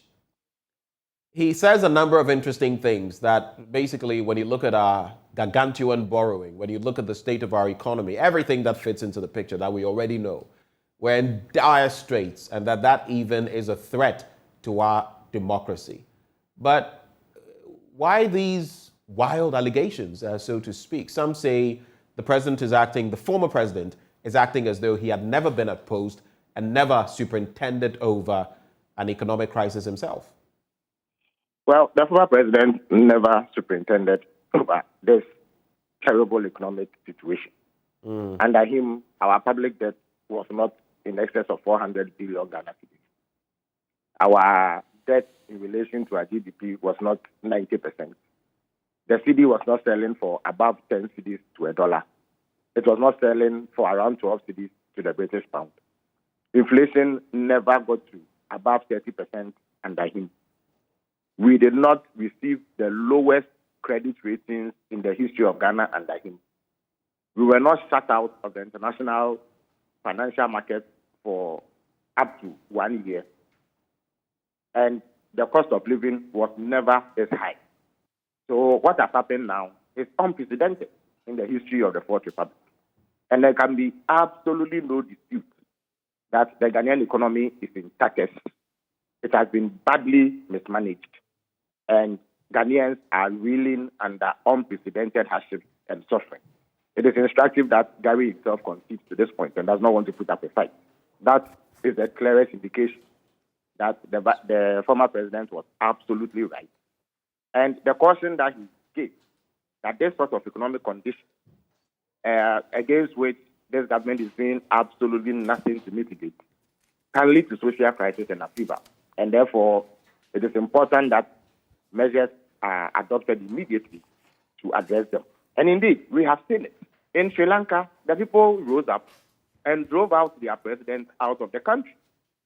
So it is not unusual that in times of desperate economic hardship, people tend to be uneasy and they take measures that they deem necessary to get the situation addressed. So I wonder why there's even a debate about what the former president said yesterday, which we all know to be the absolute truth. When the former president says that, this entire administration is a scam, considering what was said, what was promised, and what has been achieved, do you feel that is right? There is no administration that has been perfect. In fact, there is no administration anywhere that ever will be perfect. So economically speaking, focusing on that tangent, do you feel it is fair, it is right for him to say that? Well, the former president is not asking for perfection from this government. He, like every other Ghanaian, is demanding that the promises and commitments they made to the people of Ghana in respect of the management of the economy are kept. The current head of the economic management team, who now seems more enamored of comical claims on platforms as against proper substantive delivery, made all manner of promises in opposition. He told us that the biggest indicator of economic decline is the exchange rate. So when the exchange rate moves from 4 cedis to above 10 cedis in a space of 6 years, you know that the economy is intact. He is the one who told us that they had the men. He said they had a stellar cast of knowledgeable people who were going to manage the economy right. He described them as a solid team and sought to disparage the managers of the economy under the NDC. But the outcomes that have been turned out are nowhere near what was promised. He told us that he will manage our debt and that they were not going to ensure that our debt exceeds sustainable limits. He promised fiscal discipline. If you check the MPP manifesto of 2016, they promised to maintain fiscal discipline. That is that they will keep our deficit within manageable limits. At the end of 2020, our deficit was 15.7%, the biggest in our history. So there's no doubt that this government has been an absolute disappointment. They have peddled falsehood about their ability. They have exaggerated the level of competence and left many Ghanaians who repose trust in them completely disappointed. So when the former president says that this government has been the worst, it's a fact. You see, what even makes the situation worse is that the government does not realize that they have run down the economy. And so the president does not want to take steps to relieve those who have been responsible for the total dismemberment of the Ghanaian economy of their duty. He says that they are doing an outstanding job. But you and I know that what we are facing now cannot be an outstanding situation. It is a terrible situation which requires urgent steps to address. But the president does not appear to be interested. As for the vice president, who says he's the head of the economic management team, he stands on religious platforms and wants to perform acrobatics in order to curry favor with the Ghanaian religious community. At a time when the economy is in a tailspin, at a time when people are suffering, people cannot afford to make ends meet. They can't afford 1 decent meal a day. They cannot afford transportation costs. Food costs are spiraling out of control. Our currency is depreciating. Fuel costs are beyond the reach of the average person. And he does not seem to care. All he cares about is to go and perform religious acrobatics to earn votes in upcoming elections. So when the former president describes this government as a scam, it is the absolute truth that everybody knows they have disappointed. They have not kept the promises they made to the people of Ghana in respect of the management of the economy. They have been reckless. They have had so much. Indeed, in excess of 500 billion Ghana cedis has come into the national coffers under this government. Yet they have squandered that on extravagance and opulence and ostentation. We have a president who likes to live a jet-set life. He hops into the most expensive private planes at a time when we have our own presidential jet and flies around the world, attending sometimes very, very doubtful conferences and other meetings. At a time when we have our jet, and it is costing us tens of tens of thousands of dollars, if not millions of dollars, for that to happen. So as for the fact that this government has disappointed and that they have not lived up to expectation, it is beyond doubt. The average Ghanaian knows. Indeed, I watched your commentary or editorial last week, and you hit the nail on the head in some of the issues that you raised. So I'm sure that you agree with me when I make these points, when the former president makes the point that he made yesterday. So what is important? It's not for what the former president said to be disputed. It is for this government to demonstrate a commitment to salvaging the fortunes of the Ghanaian economy so that the people of Ghana will get some reprieve. Thank you for those initial thoughts. Let me say a very good morning to Dr. Kojo Asante Pumpuni, Director, Advocacy and Policy Engagement with the CDD Ghana. He joins us in the studio. Doc, a very good morning to you. Before I come to you, you've listened to what Felix Kwachio-Fosu has had to say. Let me just bring in Gary one more time. Gary, when I took your initial submission, it had to do with, you were talking about the justicial system.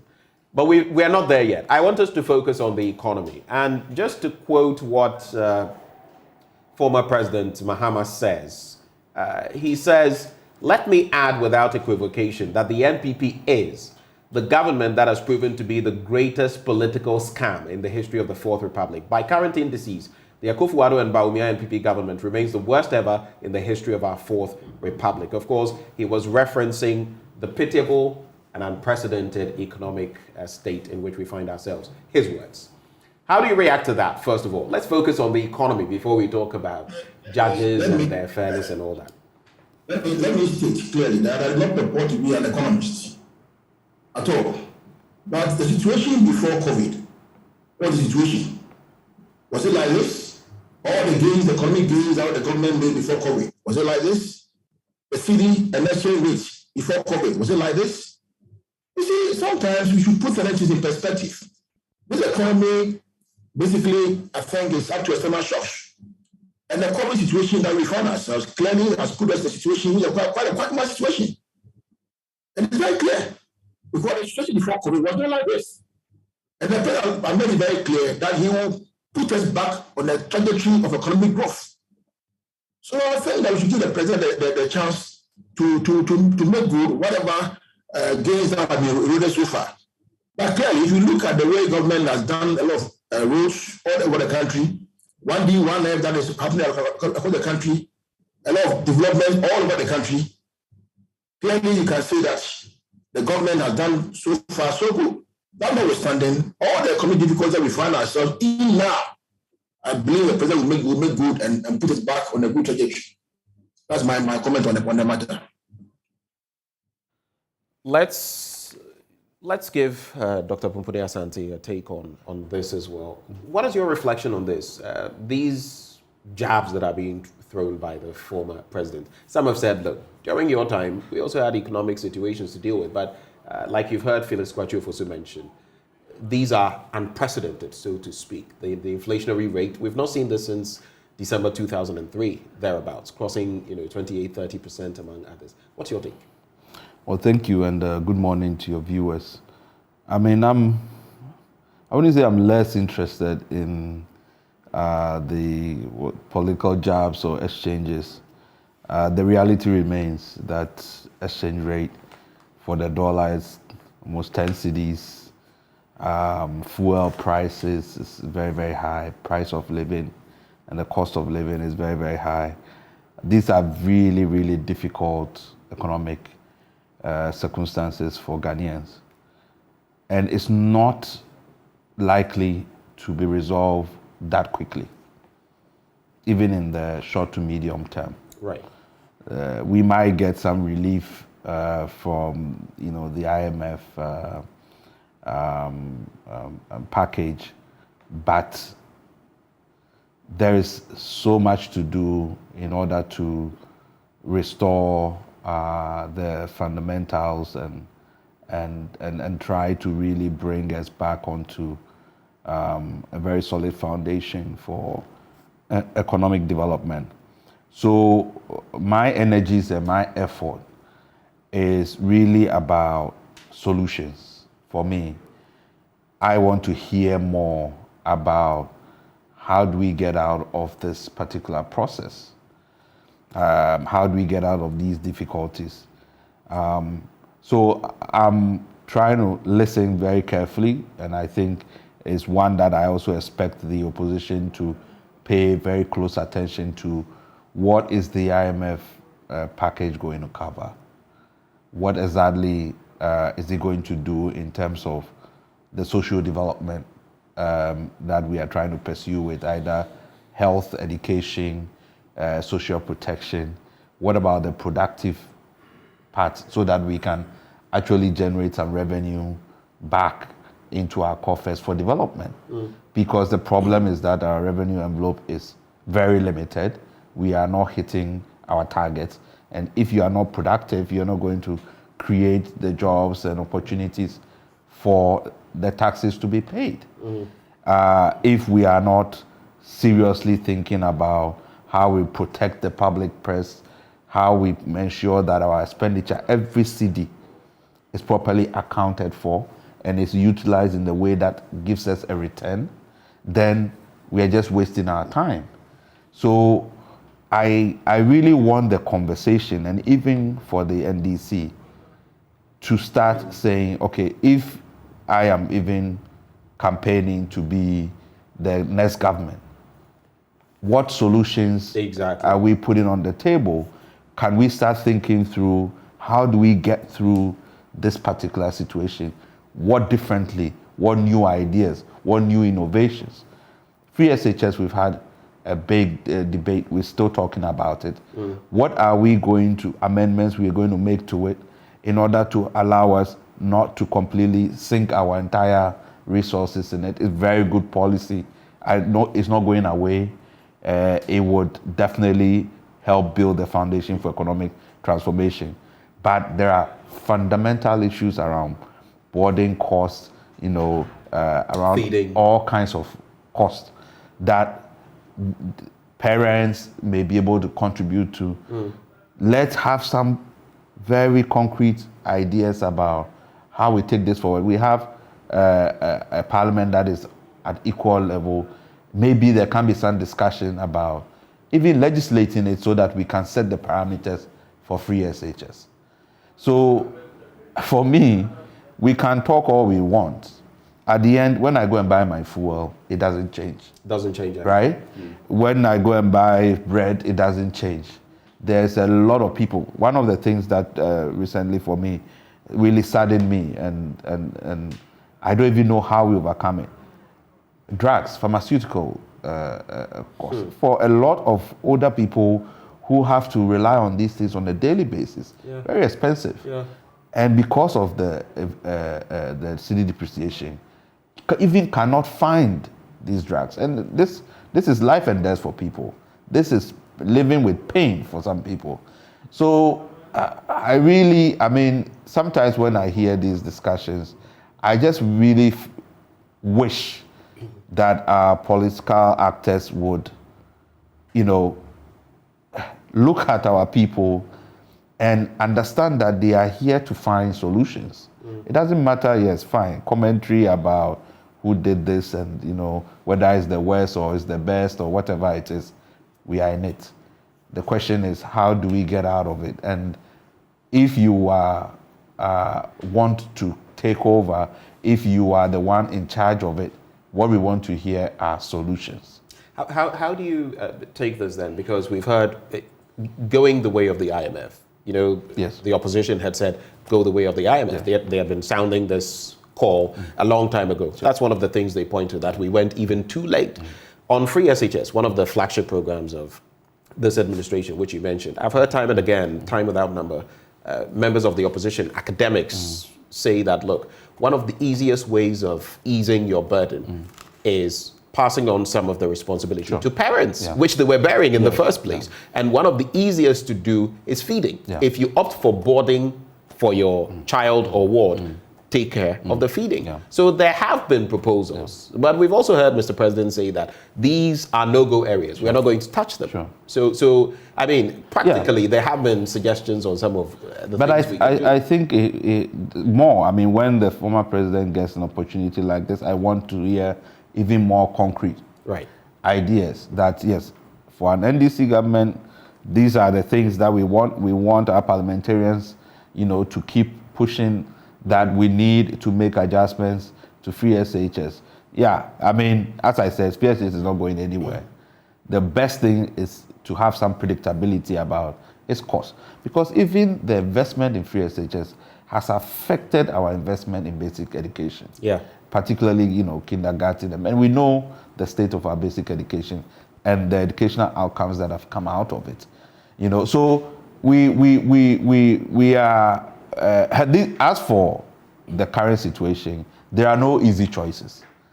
Every choice that you are going to make is a very hard choice, right? And the most important thing is letting Ghanaians have faith in what the path is, what that journey is. No, you shouldn't be promising heaven, even when you know that at this particular point, whatever, the situation, there's no way we can return to where we started from. Not for the next, couple of years. We have to kind of really double down and allow, okay, there's going to be some pain, but this is how we are all contributing to it.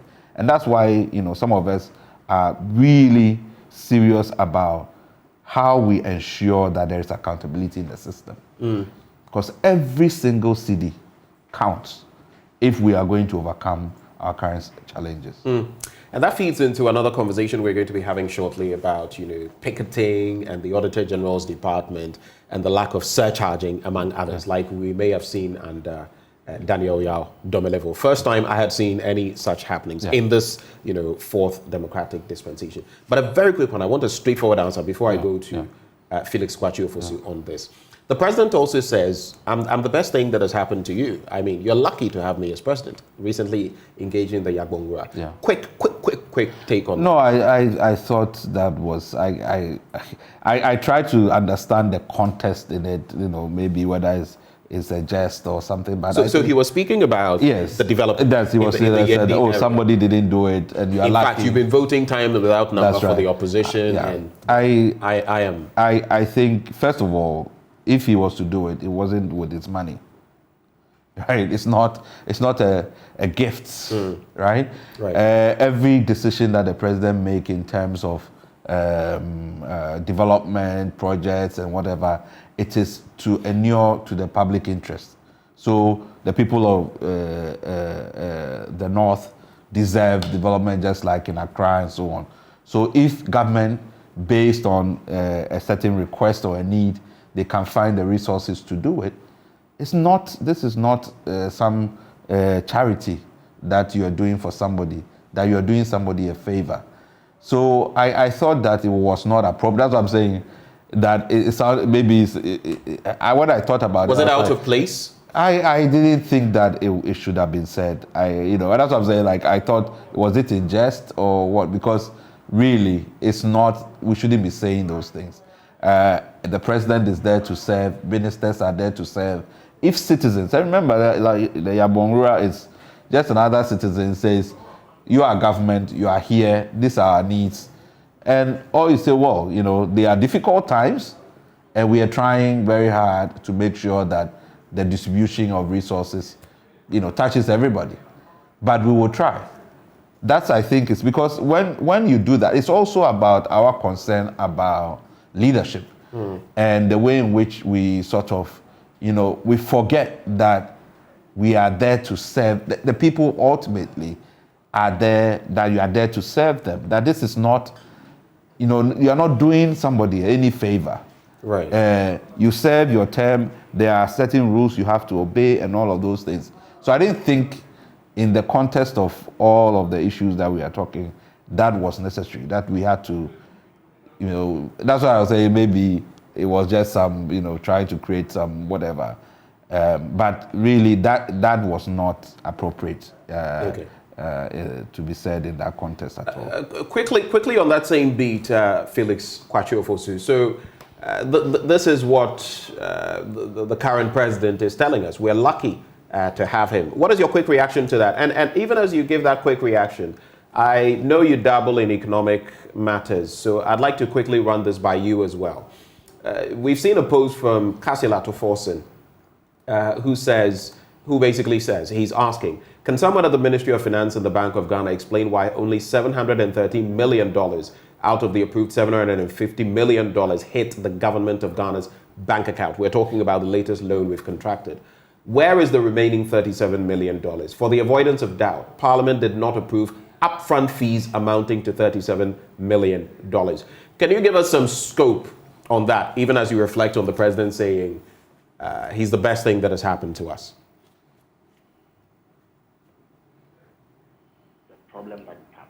Hello, Felix? I'm saying, hey, hello, can you hear me? Yes, I can hear you now. I'm saying that the president rather light-hearted comment reflects the exact mood that his government is in. At the time of serious economic setback, the president finds it necessary to say things in jest and crack jokes and make light weather of a very serious situation. So I am on all fours with Dr. Akakpo when he makes the point that this is not the time for this kind of commentary. And that the president must gauge the pulse of the nation and fight. That people are really suffering. There's a lot of anguish and pain in the system. And therefore, as a leader, he must set the right tone by speaking language that suits the pain of the people rather than exacerbate the situation. So it shows clearly that the government has lost the plot. They don't appear to understand the times that we are in. So those looking forward to any solutions from this government will be left disappointed rather unfortunately. On the second point that Dr. Akakpo raised about the need for alternatives, it is a valid point. And there has been no shortage of alternative proposals from President Mahama and the NDC at large. You rightly mentioned the position that will come back on 3 years later. And we have made a point that if this government likes to go about reciting slogans, and Gary doubled in some of them, one day straight, one factory, one this, one that. They do that with a specific view of winning elections. Those programs were not designed to resolve any significant problems in our society. So their design and implementation are deeply influenced by politics, not economics and prudence. So they have gone on a spending spree and plunged us into this sort of crisis. What a government does is that if you want to intervene in the social sector to help those who have fallen out of the safety net, to help the vulnerable in society, you design these programs such that you achieve maximum efficiency so that you use the limited resources you have in a wise manner, so that in one breath, you address the problems that the vulnerable society are facing. But in another breath, you are able to keep your spending within manageable limits so that you don't fall into the crisis that we are in. But this government has only been interested in doing things that will enable them to sing slogans during elections. And that is why we are where we are at the moment. Indeed, on the 2nd of May, 2022, when former President Mahama staged what he dubbed the Ghana at Crossroads lecture, he gave 11 different policy alternatives on how to get out of this mess. One of them was that this government should seek immediate debt restructuring to create fiscal space. Because what has happened is that we are spending far too much money servicing our debt, and that leaves very, very little for government to spend on any other thing. That is why you have problems like food shortages in schools, contractors are old, school feeding creditors are old, fertilizer suppliers are old, seed suppliers are old, and all manner of debt that government is unable to pay. The former president also spoke about the need to reduce the cost of running government.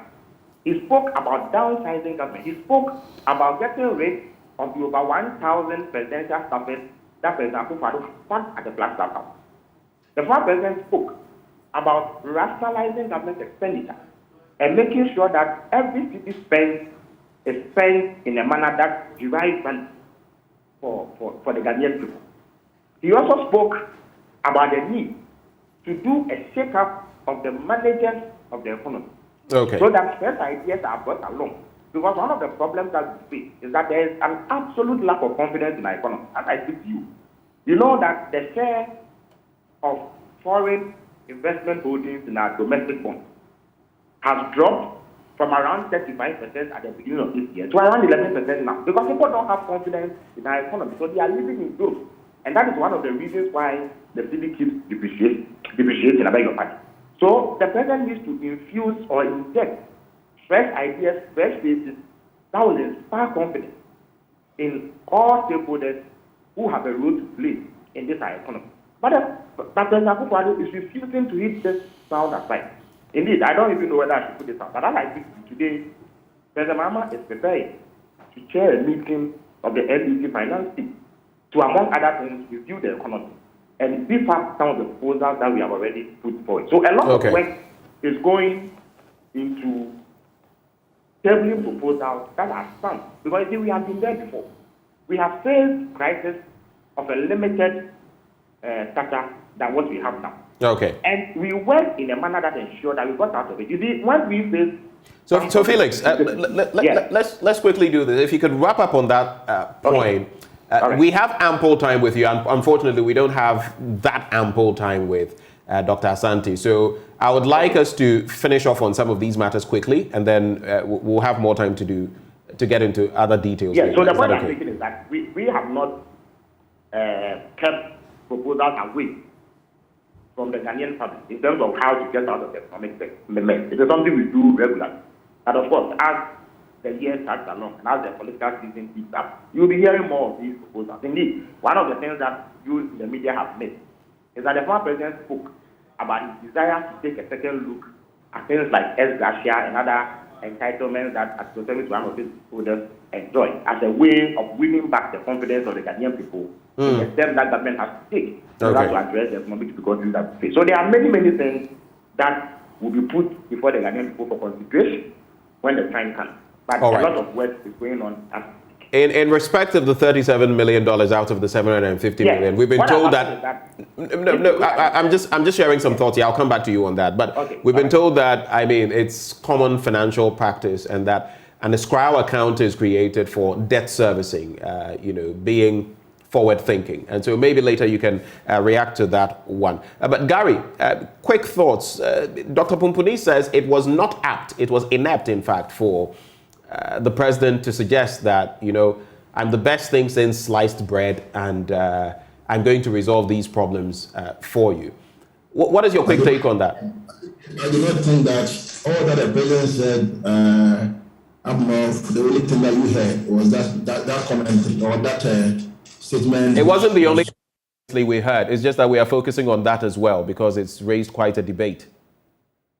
Well, I don't think that should really raise the debate to me because basically, why? We are in crisis, so we shouldn't crack jokes. We are in crisis, so your life must not go on. Are you suggesting the president was joking when he said this? Look, sometimes let's take life a bit easier on ourselves. Look, we have all seen what the president has done in respect to COVID situation and managing our COVID situation in this country. We have all seen what he did. So for me, if certain comments, we should not hold certain comments as if these comments are life and death situations. I don't think so. I don't think we should focus rather on other items which were said over there, which bring development to our people across the country. That to me is what we should focus on, not on light-hearted statements which the president has said. More importantly, I think NDC, like what Doc said, we should look at policy alternatives. What are they saying? What are they bringing on board to ensure that the burden of our people will be lightened? That to me is most crucial. It's not about lamentation. It's about lamentation because, like Doc said, we go to the filling station, the petrol, obviously, the price, we are all paying the same price. Nothing is changing for anybody, whether MPP or MDC. And therefore, it is important that there should be policy alternatives, policy directives. What are they saying that will bring on board to lighten the burden of our people? That to me is the crux of the matter. It's not about the lamentation at all. Thank you for making that rather succinct. Let me come into the studio now. We're talking about how to better, shore up our economy and all of that. One of those angles is to deal with rot, corruption, and all of that. We've seen that notice from the Citizens Coalition in recent times, talking about picketing the office of the Auditor General. And why are they doing that? Per their statement, it's in protest of the Auditor General's blatant refusal to perform his constitutionally mandated duty to disallow, first of all, unlawful public expenditure and search out persons implicated in the 2019 and 2020 Auditor General's reports in direct violation of the said Article 187.7 of our Constitution. They also reference Occupy Ghana versus the Attorney General, the 2017 to 2018 case. What do you make of this? And how much has changed, basically, since we had Daniel Yao, Dome level, at post? I reference him because he is the one who brought to bear the full meaning, per the Constitution, of surcharging and disallowance. What has changed since that time? Well, thank you very much. In July, when we outdoored the Citizen Coalition, the motivation was that we really were feeling that we were not, our culture of accountability was really deteriorating. There seems to be a certain, people don't seem to care, in doing their jobs. And people in leadership. People in position. Particularly, and sometimes, even this one, I don't even sort of bring in elected political actors or even appointed. I'm just talking even bureaucracy. It looks like there's people feel like, well, nobody is going to hold me accountable, nobody is looking, nobody is there's really impunity. Yes. And that was one of the main motivations why civil society and individuals said, no, we have to make sure that we don't really kind of degenerate into this nothingness where everything just looks very messy and chaotic. People have been put in places to do a job. And they need to, at the minimum, at least they get a pay, they get all the perks that comes with the office, just do the job.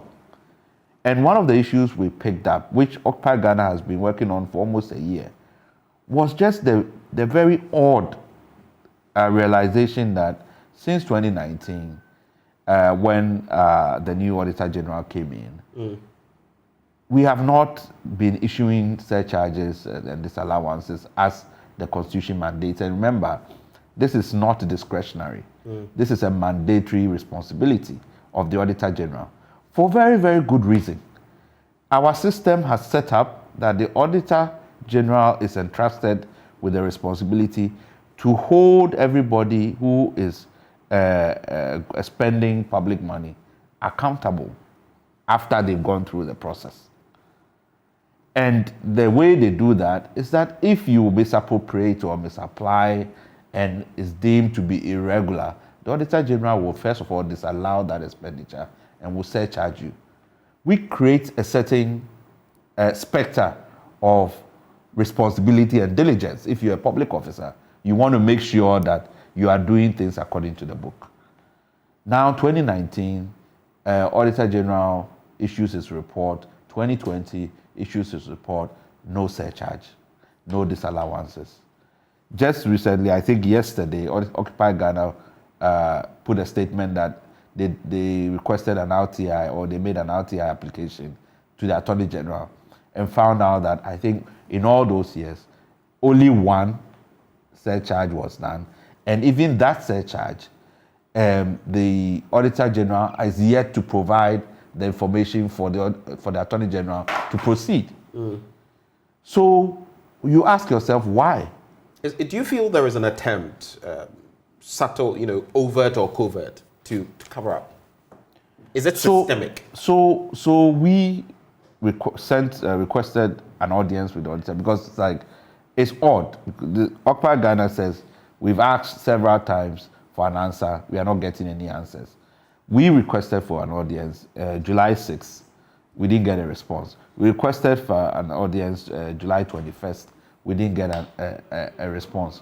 So we've come to the point that no, we really have to get to the bottom. And then if we have to bring pressure to bear on the office for an explanation, but at the minimum, this is mandatory. So there's not even some excuse or whatever it is. The mandate has to be discharged for 2019, for 2020, and I just realized the 2021 report was just published, right? After pressure from Occupy Ghana and others as well. If you look at the financial impact of weaknesses and irregularities that was estimated in both 2019, it was 3 billion. That was only for MDAs. For 2020, it was 2 billion. And that was only for MDAs. We haven't talked about MMDAs. We haven't talked about statutory bodies. So here we are talking about IMF and revenue targets and investments and all of this. If we get the money and we go and spend it and there's no accountability for it, where are we going? Right. So this is, for us, this is central. Some have even mentioned, pardon the interjection, that if we plug those systemic loopholes, we probably wouldn't even need to go to the IMF because we would have enough in our kitty to... It's perennial. Every time the Auditor General's report comes out, we know. Right. So the point is, it doesn't look like we are serious about what, we say this year, and nobody seems to care about the money. We are all interested, let's go and get this money, let's go and borrow this, let's go and borrow that. When the money comes in, nobody wants to take seriously the fact that some of it is just even waste. So this loophole has to be closed. It is the simplest thing that has to be done. We have also raised the matter of people not declaring their assets and liabilities, which is also another simple requirement that everybody, there are over 10,000 people who are yet to declare their assets. Nobody is doing anything about it. And we are all here complaining about we don't have enough money and all of this stuff. So I think Ghanaians have to ask ourselves some very, very serious questions. If our leaders are not going to take their responsibility and ensure that the public purse is protected, we also have to make our own say and stand. And that's why we say we are going to picket. We're going to picket on Monday at the Auditor General's office, and we invite Ghanaians to join us because you and I pay the tax. So we, all of us, from our struggle and our hustle, we pay the tax. And if when you sit down, you think that, is this how your hard-earned money is being used, and nobody seems to care about it, then you really now have to get involved and ensure that the right thing is done. I think that is the only way we can begin to sanitize the system and get the best out of, our political arrangements and all the systems we have put in place, to try to make us, just provide some welfare for all of us. And it's really interesting. Look, if you take a look at the list here, it comprises groups, civil society organizations, and individuals. Some of them, the Ghana Integrity Initiative, the CDD Ghana, Africa Center for Energy Policy, Mani Africa, IDEC, Parliamentary Network Africa. You are looking at ISODEC, PEM Plus Bytes. You are looking at Oxfam, Abantu for Development, Odikro. All of them are in here. Natural Resource Governance Institute. The individuals include the likes of Clara Bieri Kasati, the likes of Martin Kpebu, the likes of Professor Bokpin, the likes of Professor Kakari, Samsaladi Anyenini, my own senior brother. All of them are in here calling for accountability. But quick one on this. On the bit about assets declaration, we know, for example, that lists were put out about members of parliament, That's right, yeah. ministers, cabinet ministers who had not declared their assets, having a field day. In the justice system, we have seen judges have had to be called out before they've done the right thing. In fact, I was looking at President Tata Mills, may he so rest in peace, back then at SEPS, and talking about how maybe we should start a system where all of these people declare their assets till today. That hasn't seen the light of day. So how do you reflect on that? And then finally, if this doesn't work, you picket the office of the Auditor General, and still there are no answers. What do you do? So let's start with the declaration of assets. No, I mean, that for me, it's an important, component of this accountability system that we have to build. The current regime, of course, is not perfect, but at the minimum, let's make sure that people at least declare, and it's not only assets, it's asset and liabilities. Yes, right, because that is important for also tracking whether or not people come in office and illegally, acquire certain assets in order to address their liabilities. So for me, it is something that we have to ensure.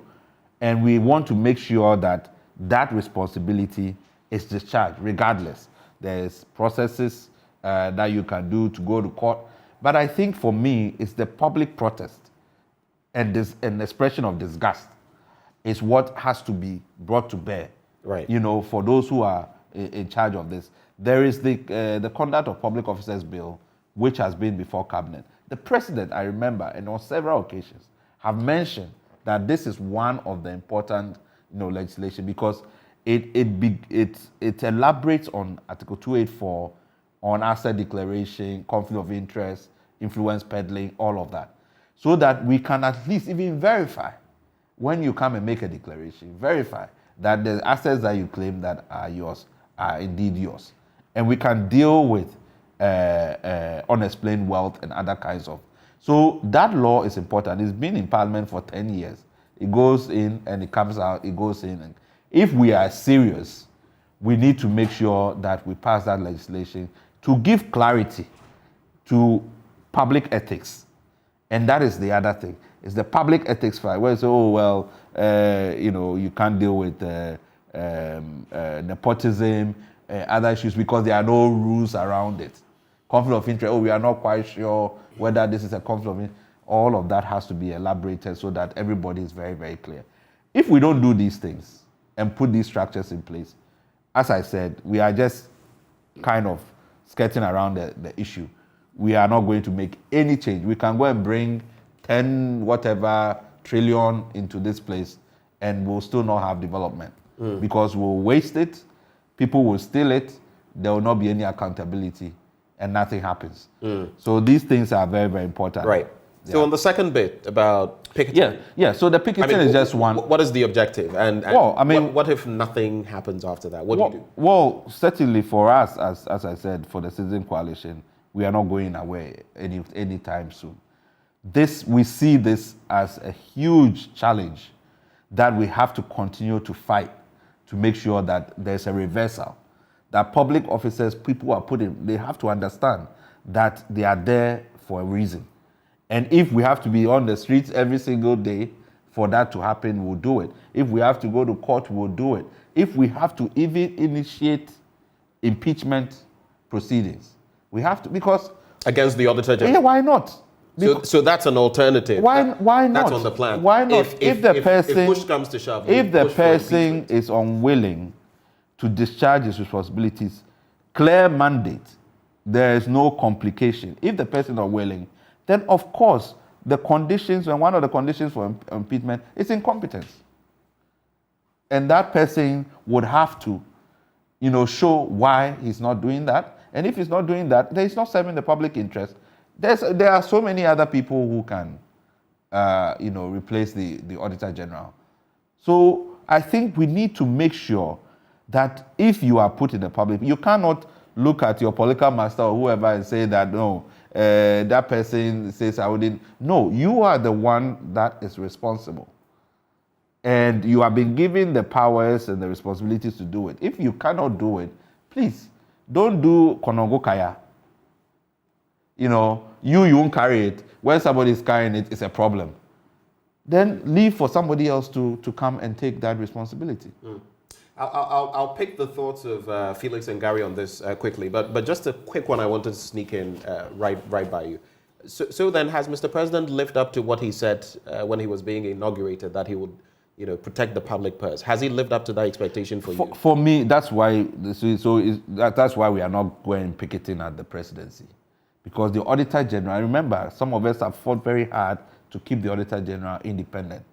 The Auditor General has supreme powers to audit the accounts, to issue surcharges and disallowances. He doesn't need a president to tell him. He doesn't need a minister to tell him. He doesn't need his family, his friends to tell him. But maybe they do, looking at how they shift. So what I'm saying is that has Mr. President himself shown that commitment? Well, I don't know what he's told the Auditor General, but what I'm saying is that the Auditor General does not, his mandate and his steps are set clearly. So if he's not doing his job, then the right and appropriate action has to be taken.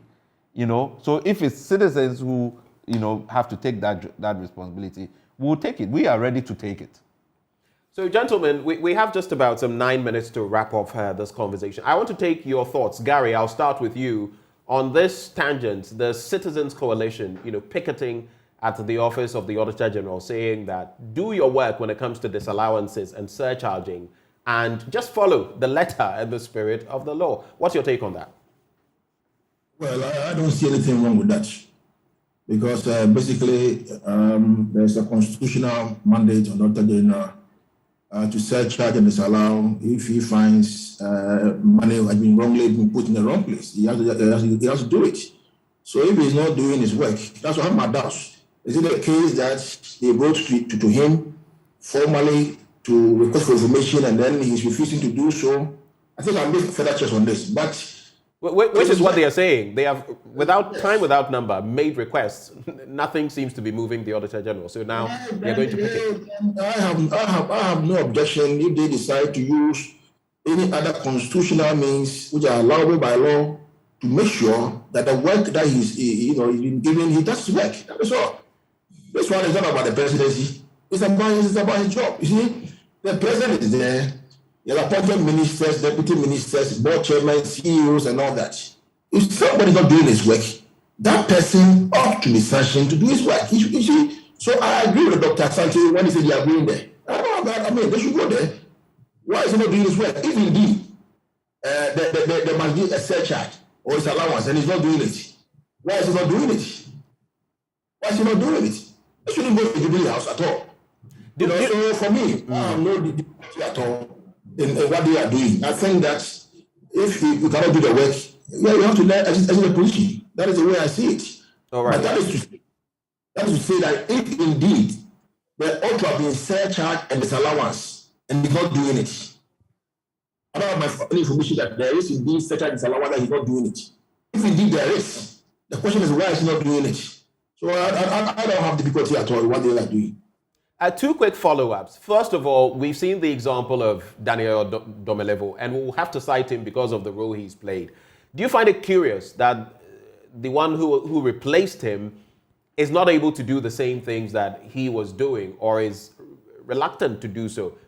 Couching my words, carefully. And then hold on. And then when you speak about Mr. President, who is the appointor, the appointing authority, he could also do something about the situation in terms of saying, if you're not doing your work, I'm going to change you. But he's not making any move in that regard. Well, that is the information I've been put before his doorstep, that person A or person B is not doing the job. Clearly, the president will have acted. But to cite Mr. Domelevo, these surcharges and allowances, you will recall that when even you put them in the report, they should have gone to Public Accounts Committee.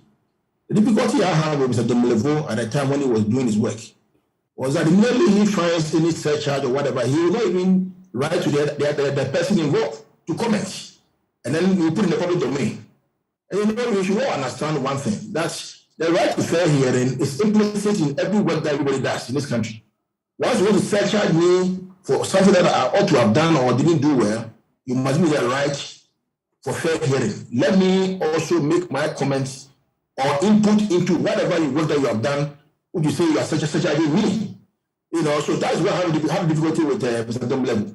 But for me, if it's a deliberate inaction, which I don't have any evidence to suggest now, it's a deliberate inaction on the part of the current Auditor General, then obviously, if there is coalition saying, well, this is your job, and you must do your job. So we insist that you do your job. I have no difficulty at all in what you are doing. Okay. But then it might be also show clearly that indeed it is a deliberate inaction. Or maybe there's something there. If there's something there, it's a surcharge. Okay. Surcharge. That's my difficulty. So if you will find out and push, if indeed there is a surcharge or there is no surcharge, I think that by and large you won't know. All right. So time will tell, and of course that also includes putting out the right information so that people can also look at the information and tell whether or not there are cases in there. Let me bring in Felix Kwachio for a brief take on this, and then we can wrap on together, all of us, on the former president's comments when it comes to the judges. Dr. Pumpuni Asante brought up a shade of that. Quick reflections, Felix. I think we've lost Felix Kwachio Fosu on that point. As and when we get him back, we'll let him share his thoughts on that matter. But quick take as you get ready to leave us. When the former president says our justice system is in a bit of a flux and it's a unanimous FC 7-0, of course, citing the election petition among others, but saying that it's beginning to look and feel as though the justicial system had been cornered, and that is dangerous for our democratic practice. How do you react? Yeah, quickly. So any time we have to talk about judges, I am very, very cautious because we know what role it's almost like your last resort, in a democracy. If the citizens, if actors lose faith in the judiciary, that becomes an issue for everybody. The rule of law, trying to resolve issues civilly and all of that becomes a problem. So when we are talking about, first of all, I didn't like this idea of having a meeting with NDC lawyers. We shouldn't be having NDC lawyers and MPP lawyers. Right. That itself is part of the problem.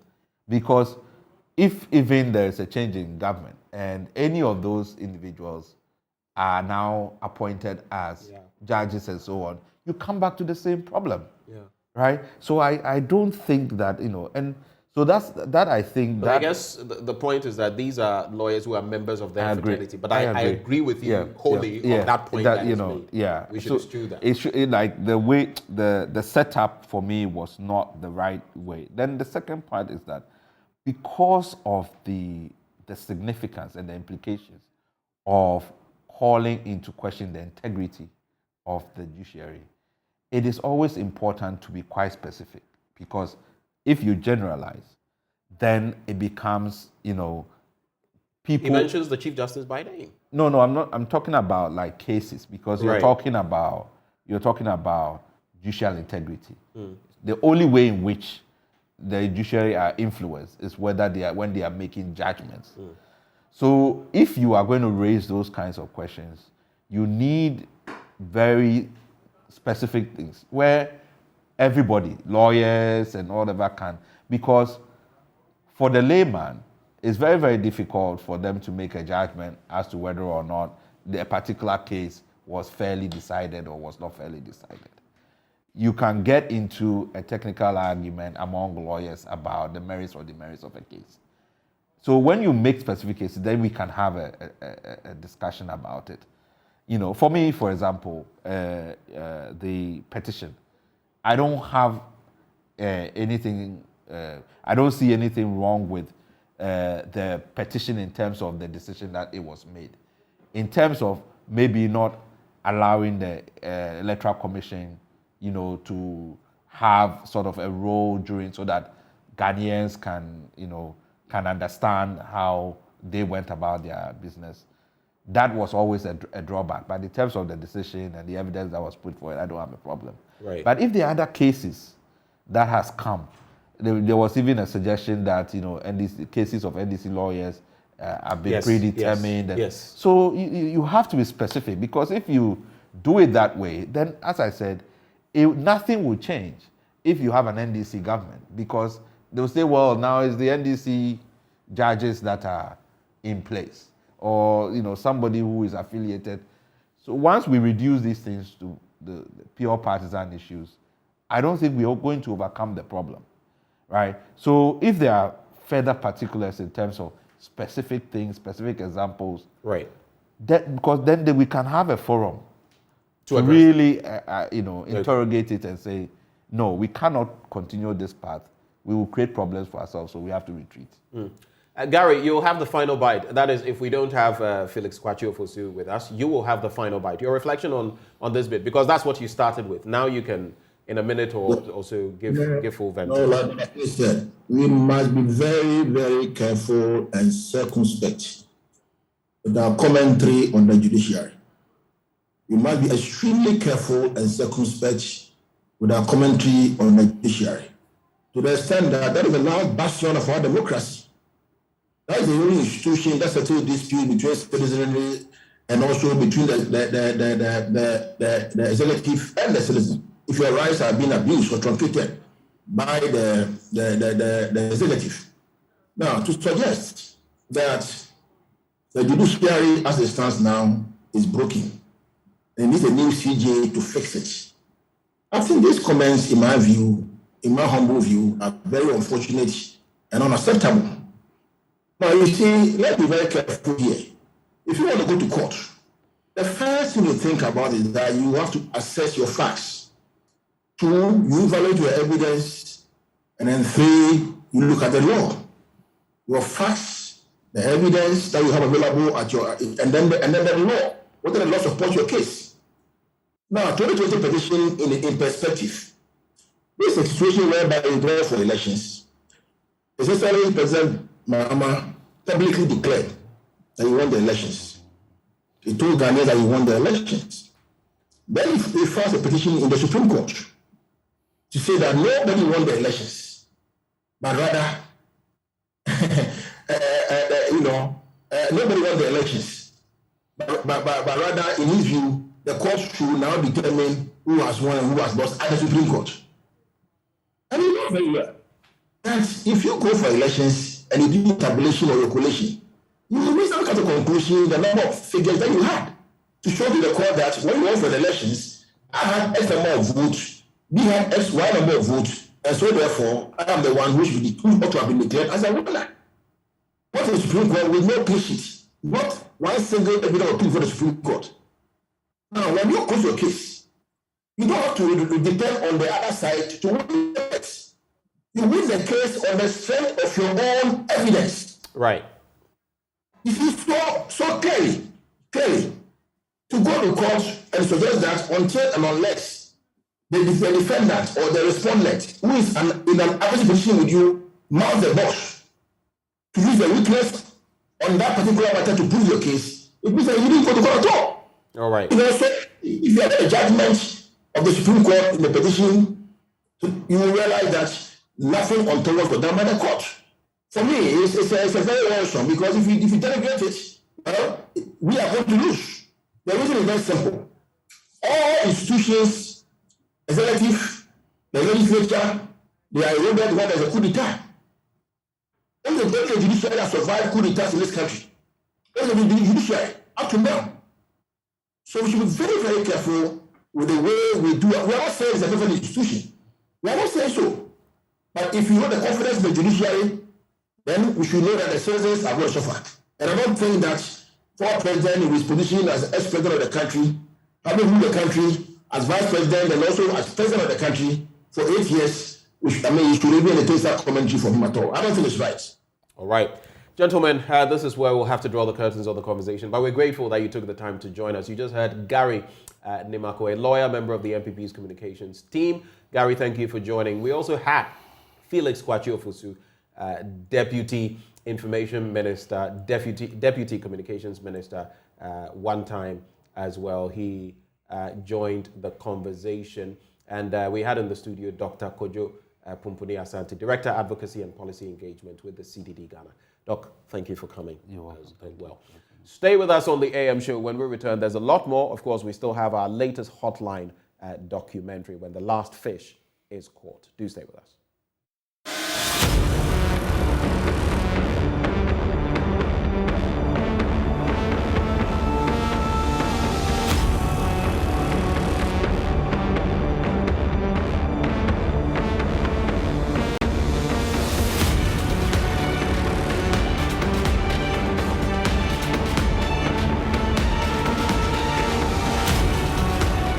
Chain work. We brought this bycatch from Marie. It's not frozen, just fresh. But the moment we brought it at ashore, it gets to rot. So we appeal to those who will throw it away, the vessel owners. Then they start freezing it to us, and this have created a lot of employment. Rather throwing it into the sea as waste, or to pollute the sea. That's why it has created, we have brought it and it has created a lot of job. And Cycle is not purposely for Elmines, it's for the whole Ghana.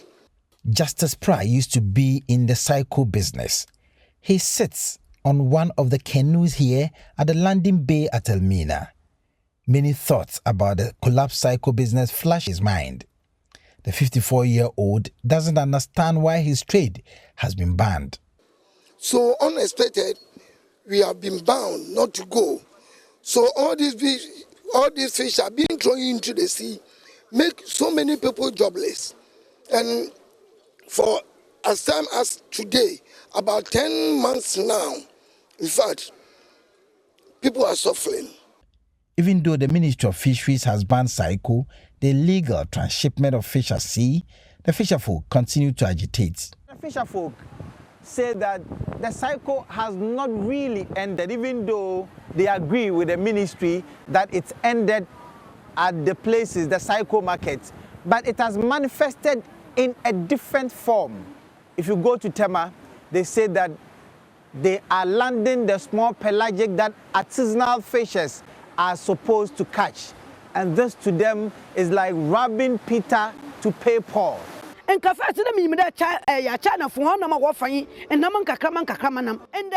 first, we believed that the Chinese relied on the larger fish, but today they compete with us for the smaller fish that we rely on. Ifua Frama is a fishmonger here at Abazi, one of the fishing communities in the central region. She recounts vividly how the trawlers continue to land the fish that were once caught by the artisanal fishers.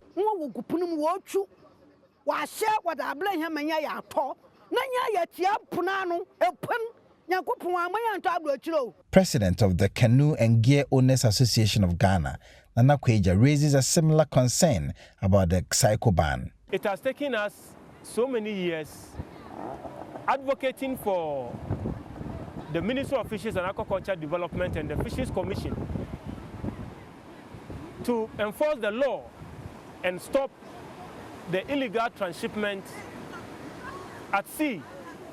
Even though he's been full of praise for the minister over the sanity she's brought to the sector, the landings at the Tema port continue to worry him.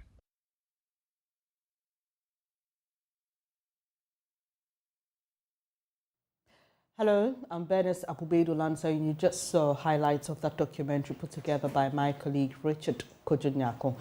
Let's now discuss the fallout from that latest Hotline documentary, when the last fish is caught. In the report you just saw, what Richard does is to investigate how Ghana is dealing with the issue of illegal, unregulated, and underreported fishing, and how the fisheries resources could be recovered.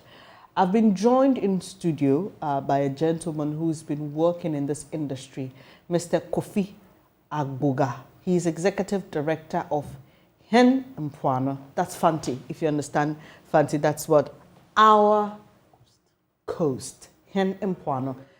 It's good to have you here, Mr. Agboga. And I see you while we were playing the highlights, you just kept shaking your head. Really disturbing events we have there. And it looks like people are justifying the illegality on our seas. What is illegal is illegal. The law is very clear. If you look at Section 131 of the Fisheries Act, it outlaws transshipment at sea, and it says that if you want to transship fish, it has to be supervised. And if it has to be supervised, you have to write to the commission for you to get the approval before you transship the fish. And this must be done at port. So if people go out there to sea and move fish from one vessel to another, that is illegal in all respects. So nobody should justify why, if they do it, it creates jobs and others. It is illegal.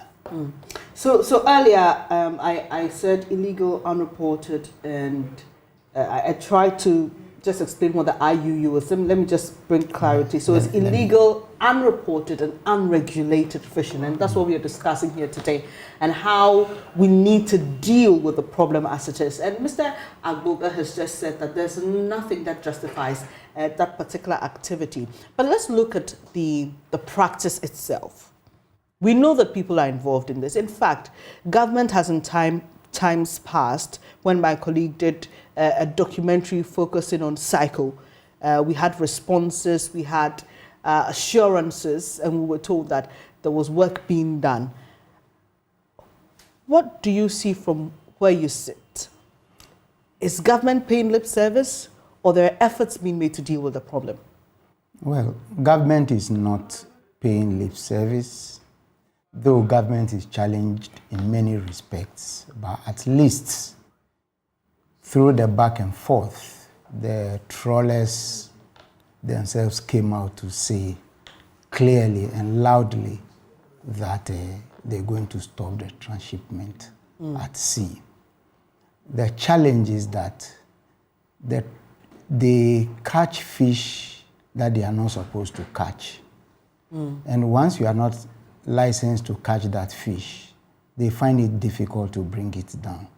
So they have to find other ways. To bring it to shore? Yes, to shore. Okay. When you say they catch fish that they are not licensed to catch, help us understand how this works. Because I'm sure someone is thinking, but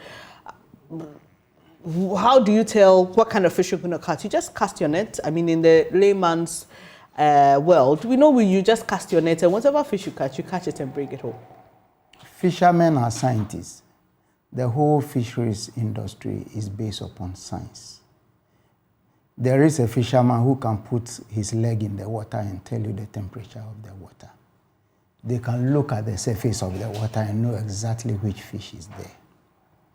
The licensing regime for the trawlers is for them to go out there to catch only bottom-dwelling fish. So they go deep? They have to go down. And when they go down, they have to open their net in such a way that it only sweeps the bottom fish. This fish that they are catching swims only at the top. So if you lower your net to the bottom, you are going to catch only bottom-dwelling fish. Of course, as you raise the net or as you do your business, there may be some stray fish that goes in there. But because this is illegal business, because they want enough fish to catch, to sell, make profits before they go for their licensed fish, they go up, open their net very wide, and target the surface fish that they are not supposed to target. And that is what is worrying, because the surface fish is supposed to be for the canoe fishermen. And now when they harvest all those fish, the canoe fishermen do not have any fish. And this is creating a lot of poverty in the fishing communities. And these pet trawlers, in times past, we were told were owned by foreigners. Is that still the case, or we have locals involved in these large vessels that are supposed to do only the deep fishing? First, let me say that there is nothing like pair trawling in Ghana, but there is trawling. Okay. That is one.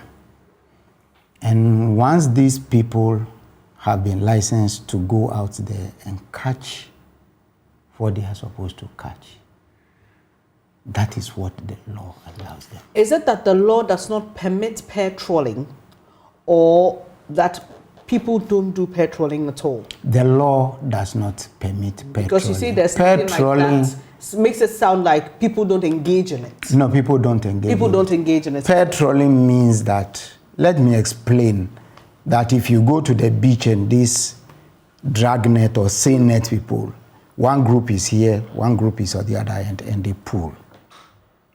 The same way some time passed, you have two similar vessels.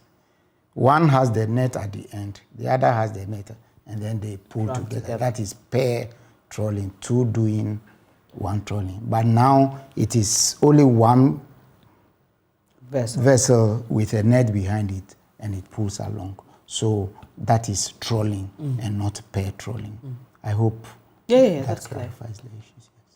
So back in concluding the response to government's actions in dealing with this issue of SECO and people catching these fish that they're not licensed to, handing them over to other vessels to be taken beyond the shores of Ghana, which is clearly illegal. What have you seen to be the most important indicator for you that government is serious about fighting this? At least for now, the minister has been very tough on people who do this kind of fishing. And largely, they have stopped bringing down the psycho fish to the known ports of Elmina and Apam.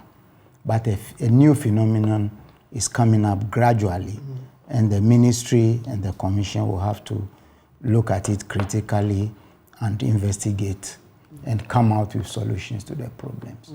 What is happening is that now, when the trawlers catch this fish, they don't sell it to fishermen any longer. They put them in cartons and bring them down to the Tema port. And then vans, refrigerated vans and other vans come to Tema, take these same fish that ordinarily will be coming from the canoes to the ports, and they send them back to the communities to sell. And now they are putting into cartons anchovies, for instance, baby fish.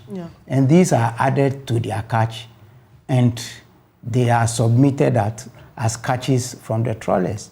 What it means is that all of a sudden you realize that the volumes of fish that the trawlers are reporting has gone up drastically, because it includes the fish that would ordinarily... But at the port, aren't there officials there to inspect these cartons? And they're supposed to know that they're not supposed to be catching such fish? It appears that, from what you're saying, this is not smuggling, sort of. It's done in the full glare of officials. Well, you see, when the fish comes out, it is not labeled fish, Kofi or fish Mensa or something in the box. They just put A, B, C, D in or on the boxes. But those who are in the business know which box contains what. It is up to the commission to be extra vigilant, do spot checks, sample checks, and see what are in these boxes. These things pass without them opening them, and therefore they are unable to tell which fish is in which box unless they open a few of the boxes to see what is there. But those who are in that business know exactly what they are doing. I think that the commission will have to be extra resourced and be extra vigilant to be able to sample every boat that is berthing at the port and what kinds of fish they are landing, and question why the volumes of fish that the trawlers are landing has all of a sudden gone up. I'll come back to you to find out what solutions can be adopted by the ministry, but let me welcome Moses Anim, Deputy Minister for Fisheries and Aquaculture Development. He joins the conversation. Thank you so much, sir, for your time here this morning. So I've been talking to Mr. Agboga, and he's mentioned that, I beg your pardon, in his opinion, government is not just paying lip service to the fight against illegal and unregulated fishing, but he thinks more can be done. We know that the EU has issued us with a yellow card because of IUU in our fisheries sector. Like he said, a lot is being done, but we still have issues in the fisheries sector. I just want to find out from you what further measures are being taken, one, to ensure that that yellow card is reversed and we don't have a possible ban on exporting fish from Ghana to other parts of the world. Thank you very much. Let me say hi to my brother Kofi Agboga and you as well, and your viewers. Because you were talking about the cycle or the transshipment, let me concentrate there as to what we're really doing to also, by doing, we're solving this situation where we are being deemed uncooperative with our EU counterparts. As a result of we saying that by law, transshipment, or what they call cycle, which is some illegal relation between the trough fleets and our artisanal fleets, is illegal, and we said we ban it. We also trying to. Hello, Mr. Anim. Too bad. Hello. Hello. Sorry, we lost you. We lost you for a few seconds, sir. Please continue. Okay. So I'm saying that we're using the new gear regime as an additional action to ensure that we bring sanity. The trough fleets were using a 40-meter vertical opening with a wider circumference. We've given them directive and we've done the prototype. The vertical opening now is a 10-meter vertical opening. The circumference of the opening is 60 meters now.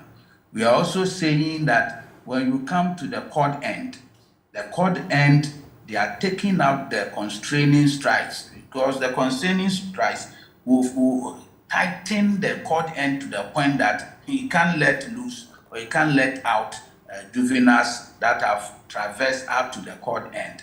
We are also saying that at the cord end, we are expecting only a single-bladed material, and that is what we've given them. And the cord end must be 10 meters of length.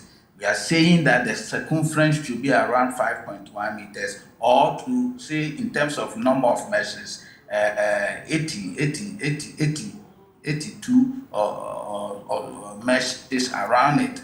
So at the end of the day, we're going to start that one with 1st September, and we've obliged them that it is also linked to the renewal of their licenses. In fact, at ports, there's going to be an inspection. There's going to be an inspection at sea. Okay. That's an interesting one. It's just interesting to note that Despite if I can complete, then you sorry, pause of what I want. Sorry, there was a long pause. I thought you had ended. Please continue.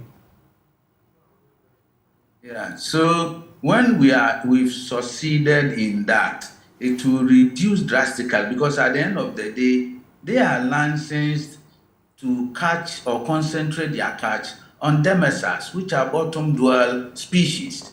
They are not supposed to cast a net that would come out.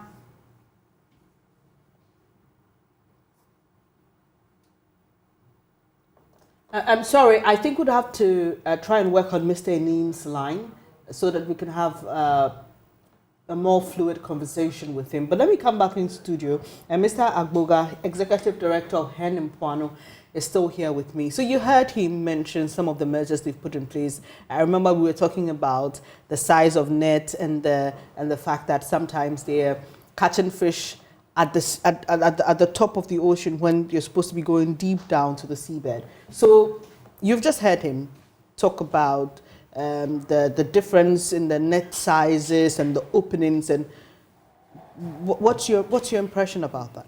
Well, it is a very good beginning.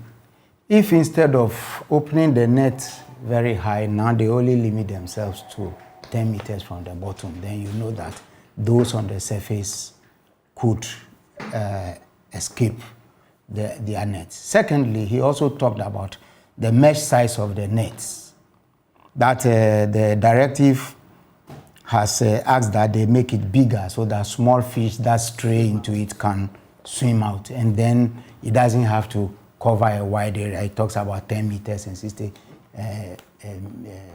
centimeters and all that. So I think it is a good beginning. We will work with the ministry and the industry to ensure that all these things that are being said are actually done in practice.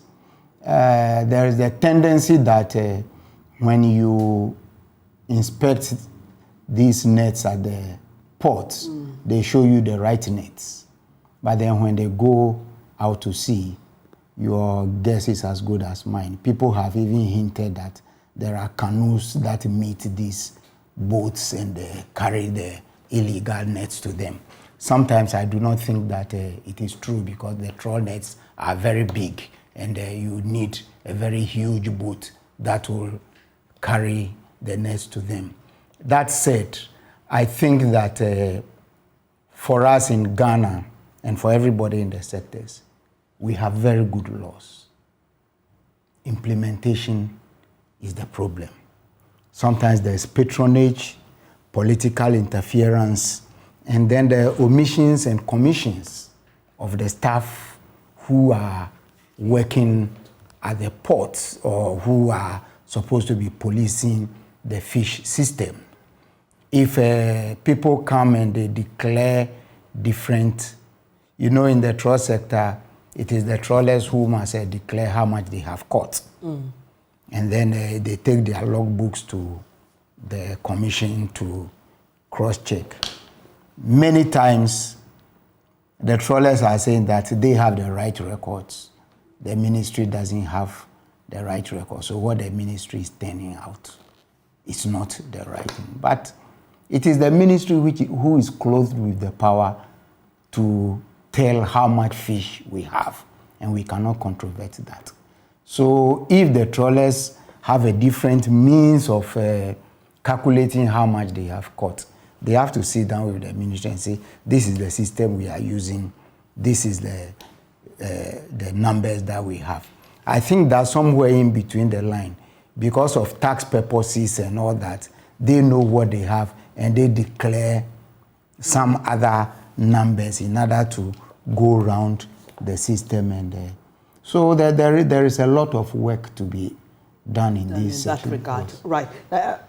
I'm told we have Mr. Enim back on the line. Sorry, sir, the network was quite dodgy, so we lost you there. But you were just finishing on your new measures to be introduced on the 1st of September, you say, to help deal with the issue of illegal, unreported and unregulated fishing in the country. Yeah, so I was talking about the trough fleets. So we have others, but let's concentrate on the trough fleets. That is the issue at stake you're discussing. And at the end of the day, we've taken them through all the necessary training. Our observers have been trained, the inspectors and all. But let me also come back to it that as a result of them, for want of word, being recalcitrant in obeying the rules and then the regulation, is the reason why even the bycatch allowance, we've cancelled the 15%, which some of us thought that it was too high, because the 15% alone for 600 cartons, just calculate, or for any tonnage or any kilogram of fish, and you give allowance for 15% bycatch, which by definition is an inadvertent catch of fish that you don't want to catch or you are not licensed to catch. So we said we're giving zero tolerance to that one, because at the end of the day, these are people that we're working with, and whilst we're trying to instill the discipline and ensure that the right things are done, by the time you say Jack, they are somewhere doing something else. So whilst we become successful in the gear regime, and also make sure that the bycatch issues are also reduced to bare minimum. The juveniles will stay, the small pelagic that are for artisanal will also stay. We are also saying that there should be labeling. Now the captains are going to be labeled. We've taken the captains and then the Ghanaian who own the license through all that. We're bringing in best practice, the standard way of labeling. Because my sister, you don't go to the market and you want to buy a particular product which has not been labeled. So we've given the species must be declared as labeled, and each species, whichever species in the box, must be labeled. The name of the species must be there, so that when you're going to buy, you know you want to buy the mesa, you want to buy this particular species, you will get it. Then our inspectors now can go and take the boxes, sample them, and then you've labeled them, this one as this particular species. When they open it up, they must see that species. Because if you label it and what is in the box is different, that is, you infringe the law. So we try to bring all these things together, because boxes are not labeled. When they are not labeled and they are blank, and it tells you this is the particular species in there, sampling becomes very difficult. But when you separate them and you label with species, then the one who is coming to inspect can then bring a box out, knows that we've labeled it A, B, C, D, and then on the sizes and all, we're saying that we're going to do it, and we train them through it from 1st September. We know it's going to be difficult, because the buyers of the fish also have some labeling that is not best practice. Some they call A, some they call B. These are not best practice. We should know which species. So though we're starting, and I think it's a rightful step to start, and once we're evaluating and monitoring and going ahead, we'll be shaping ourselves. So these are some of the few things that I can mention for now. But I can also say that whatever we have to do in other areas where we need our inspectors to be very strong and be honest and truthful, where our observers are supposed to be very strong and honest and truthful, we've also ensured that our VMS, there's going to be an upgrade of the vessel monitoring system and the AIS. The service provider, we're trying to renew the agreement. We are with him on that score to upgrade it, so we can have an eye also at the high seas. And we're trying to move towards rare time situations where at least whatever pin drops at the high seas, at least we can see it. We're looking at cameras, CCTV cameras installed on vessels and all that. I think when we are successful in this, and our canoe people also stop.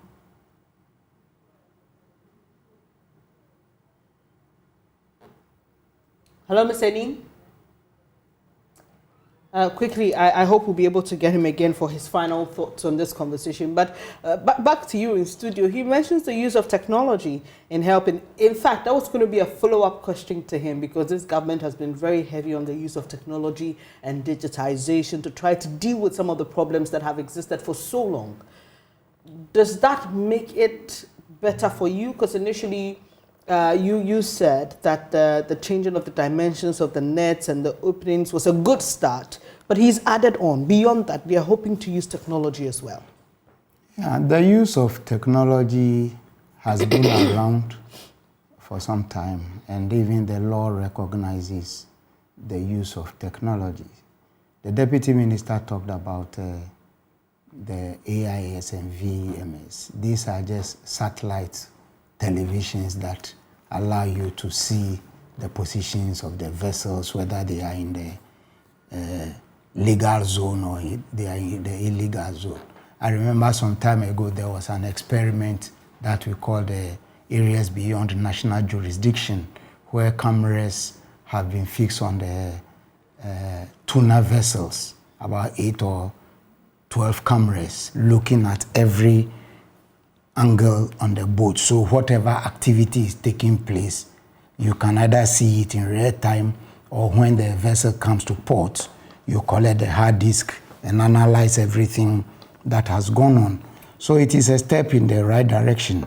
There are challenges when it comes to VMS and airtime and continuous paying for credit and all that. But as a nation, we have to look at what we are capable of doing. There is also the international system called the AIS, Automatic Identification System, where every vessel on the sea, anywhere in the world, you can see it if you are interested in that particular vessel. Now the technology could also be extended to the canoes, not particularly for monitoring them, but if I have my car and there is a little gadget which is a tracker, which is on the car, at least it allows me to know exactly where my vehicle is at any point in time. These things can be modified, and canoes can also have them. So at any time, we know who is out there and who is at port and all that. Technology is very good.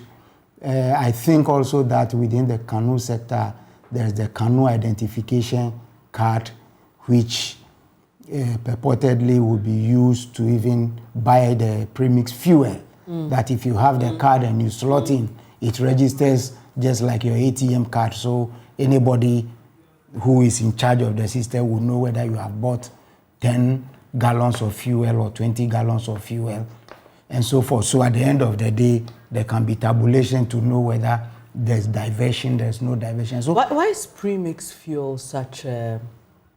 It appears to be quite a scarce commodity that there has to be rationing. Can't it be available? Can't it be... because I know that there are people responsible for receiving, and then people come and buy, you know, and all that. But there have been political interferences. There have been issues of hoarding. Why is premix fuel such a scarce commodity? I don't think it is a scarce commodity. At this time, it is simply not there. You and I, when we drive our cars, we are paying 11 cedis or 12 cedis for a gallon of fuel. This same fuel, there are additives and others added, and you give it to fishermen, let's say 5 cedis. So you see on every gallon how much government is losing. In the last few years, government has been subsidizing premix for nearly $50 million a year. So they go and buy it at 10 cedis, they sell it at 4 cedis. Now the dollars, we all have economic crisis. That is my take. If you go and buy the fuel, will you continue to subsidize? So these fishermen are engaged in private business, but they receive subsidized fuel from government. Should we begin to look at, like some have said, when it even comes to utilities, should we begin to encourage them to pay the true amount so that, you know, we can wean ourselves off this issue of subsidies from government, so the sector itself can generate its own income, grow to the point where government won't have to spend, you say, $50 million on subsidizing premix fuel? You see, fishermen will argue that if you give fertilizer subsidy to farmers, what are they benefiting? But the subsidy for fertilizers on land and the dynamics is a little or slightly different from what is at sea. There is a model which says that if you continue to subsidize the fuel, it makes the fishing activity very cheap for the fisherman, and therefore he wants more fuel to go. But I tell you, if you bring the tow or the refinery to the beach and you give every fisherman whatever they want, they can travel from here to Brazil. They come back with empty net because the fish that they are supposed to catch is not available. Declining fish stock. It's not available for them to catch. That is one. So if fishermen still ask that they are giving fuel, this must be thought through carefully. There is an international push that such subsidies be removed completely so that people will know their smoothness level. You buy, you go. If you don't have the money, you don't go. Now, if you go to our fishing communities, every fisherman owes one woman or the other. Because you see, the fisherman is like a lotto forecaster. He doesn't win today, he'll win tomorrow. So he comes to you, can I get money to buy fuel? Maybe today it will be good. He goes, it is not good. Tomorrow and tomorrow and tomorrow. Occasionally, they will meet a school of fish. Catch. But by and large, they owe everybody, to the extent that now the banks, the rural banks and the microfinance guys who are giving soft loans for these activities to go. So they cannot. So it's becoming a fruitless venture then. I mean, so you're putting money into a venture where you're not really sure you'll make enough profits. And the argument here is that if you're paying the right amount, you'll be more calculated in how and when you go to the sea. But the other angle of the issue of a declining fish stock is that Ghana has to import fish to cater for its population. And that today on the 6 a.m. news on Joy FM, we did a story about the rising cost of imported meat and fish.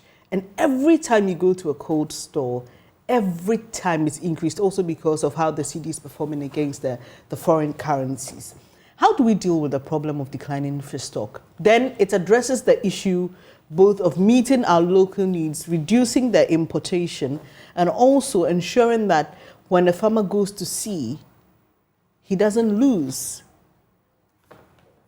You see, it is a very complex problem. The declining stocks, a lot of people have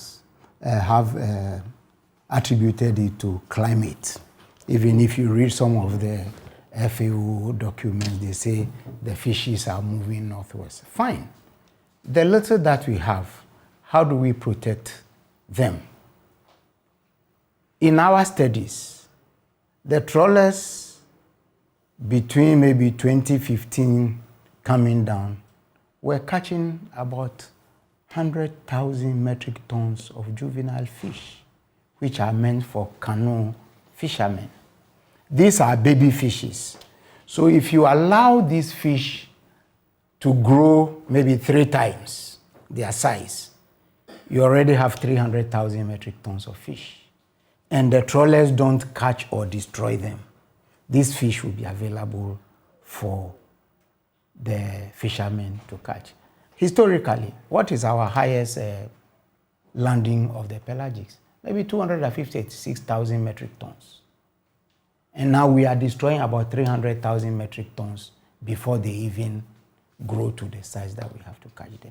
If we do our things right, if we are able to stem some of these things, if we allow the small fish to grow to maturity, at least.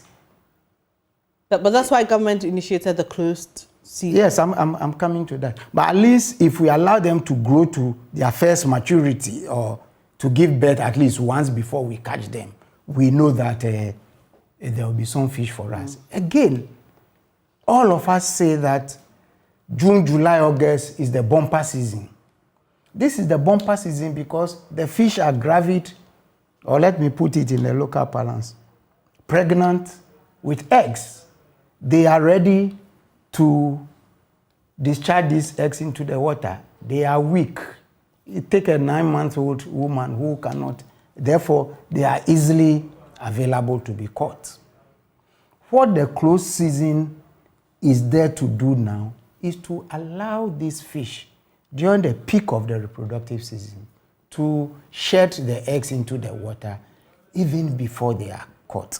We have done our calculations and we know that if you close the season in May, you have about 5% gains. If you close it in June, you have about 30%.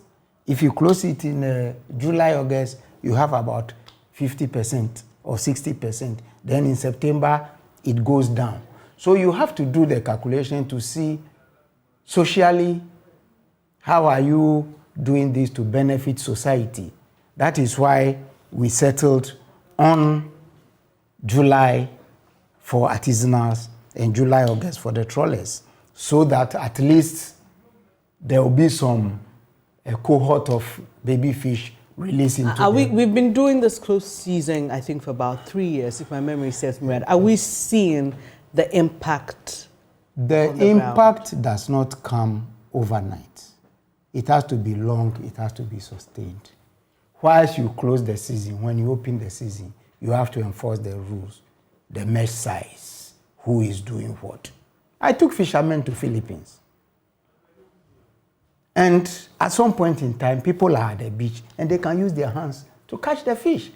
Children bring their buckets, they put it in the waves, and the buckets are full. That is happiness. That is putting money in the pockets of fishermen and not to give them premix to sell and make profit and say there. We have to come up with innovative ways. Closed season is a very good management measure. If we do this thing for 10 years and we all obey the rules, our import pest will reduce. Right. I'm told we have Mr. Enim back, Deputy Minister, Fisheries and Aquaculture Development. Sorry we lost you there. He's back on phone. So your concluding remarks, you've told us what you're doing in dealing with the issue of SECO and trying to ensure that the law is enforced. But we've just been having a conversation about the amount of fish we import. In fact, we're told that about $200 million annually. Correct me if I'm wrong there, but $200 million of fish annually, that's a lot of money that we are taking outside this country. How do we deal with the problem of depleting fish stock, briefly, as we wrap up the conversation, and ensure that when our fishermen go to the sea and they go with the hope of catching fish, they're able to do so and make some profit? Thank you very much. Zoom hasn't been friendly, so sorry about that. Yeah. But it's all about increasing local production, and I'm happy after listening to what CJ said, ensuring that all the multi-dimensional approach towards restocking the marine sector. So aquaculture is also another leg that we are motivated. Hello, sir. Sorry, I have to interrupt. We can barely hear you. If you can get closer to your phone, or if you're in a windy area, if you can just relocate, we'll be grateful. Can you hear me now? Can you hear me now? Much better, much better. It's better. Okay, thank you. I'm saying that it's a multi-dimensional issue that we need to and work on. Kofi mentioned closed season, which is one of them, and when to do the closed season matters. The other critical aspect in relation to closed season is after the closed season, we must make sure that the illegal approach ends. Because when we do the closed season and at the end of the day we go back to the illegal fishing, then it will not benefit the desirable outcome that we intended. And therefore, we are also putting our thumb on that issue and telling our artisanal fisher folks that after the closed season, please, your dynamite, the use of dynamite, the use of carbide, the use of the smaller net and all must give way so that we do responsible fishing. And that is what will sustain the outcome of the close season. So close season is one. The gear regime is second, which of course is also very important.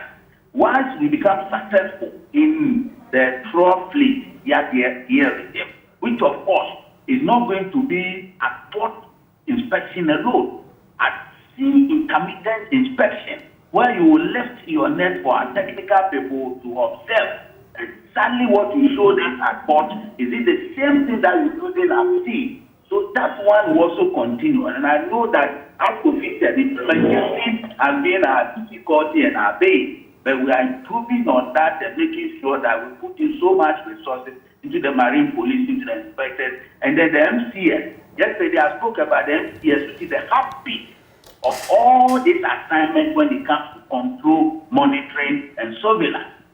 So we are strengthening the MCS. We saw some lapses in terms of human resources. We are augmenting it and making sure that we get that one also right.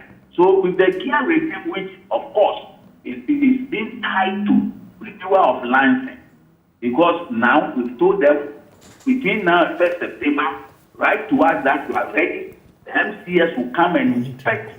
The Ghana Maritime Authority is also upping their game. In fact, we've had a serious interaction and engagement with them. They are now going to make sure safety measures and crew issues, health care and other things are all within their remit under the Ghana Shipping Act. They are also making sure that everything be done. Sorry, sir. We need to wrap this up quickly. But just before you go, what is the resource capacity of the MCS you talk about? No, the resource capacity, we need to beef up their human resource, and therefore we are getting them before. We need the VMS, as I said. We have upgraded the VMS. We and the service provider have agreed to that one. The next one that's coming in is an upgrade of the current one. The observers also are inspected. We are bringing up very strong inspectors with genuine mindset and all reorientation, attitudinal change, doing the right things regardless. These are the culture that we need to imbibe into ourselves that the others improve. But at the end of the day, you do automation, you do all these things. You still cannot take the human out of what we are doing. And therefore, enforcement is also key. Now we are saying that, look, when you treat the law, you go, we report you to the police. As I speak to you, about 13 or 14 of them have been reported to the police and they are handling it. And Reported for what exactly? What exactly were they involved in? Different forms of infraction. Okay. Dumping and all, and different forms of infraction that have been reported, and we have the evidence to send to the police. The police are investigating, and then it will end up at court. If you want out of court settlement, it should be the court that will determine out of court settlement or not.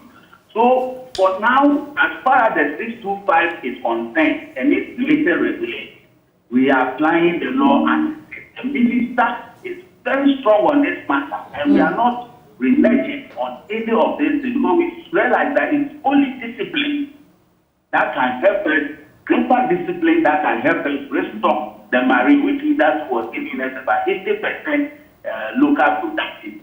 And whilst we do agriculture long term, we can't negate the marine sector and its contribution. There's also been... God willing, we also get the research vessel. We get the research vessel with the four patrol boats, which is also going to augment the MCS and then the Marine Police and the entire military and then the FC. So with this being done gradually, we should be able to have our thumb on the challenges and get solutions and then keep on improving. I say that it is the sustainability aspect that is also key. Yesterday, the yellow card, for instance, we can't get out of it and be slapped the third time. So whatever we've done to ensure we are actually able to we should be able to sustain it. And it should be in perpetuity. Sustainability in this and continuous improvement in this area are the way forward. And that attitudinal change of doing the right things regardless being the culture of us.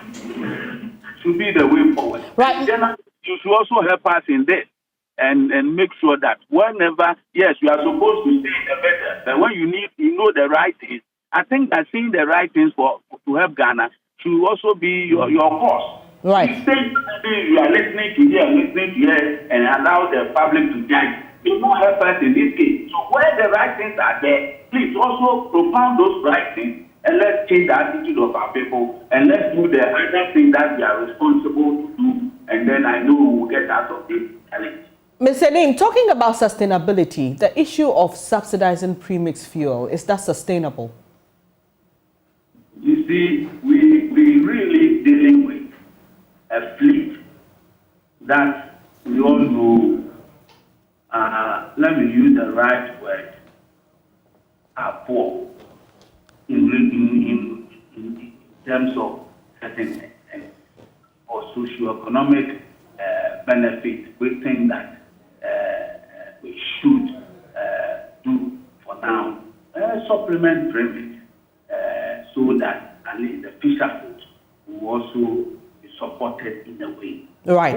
What is important is that the premix must reach the one who really qualifies for it.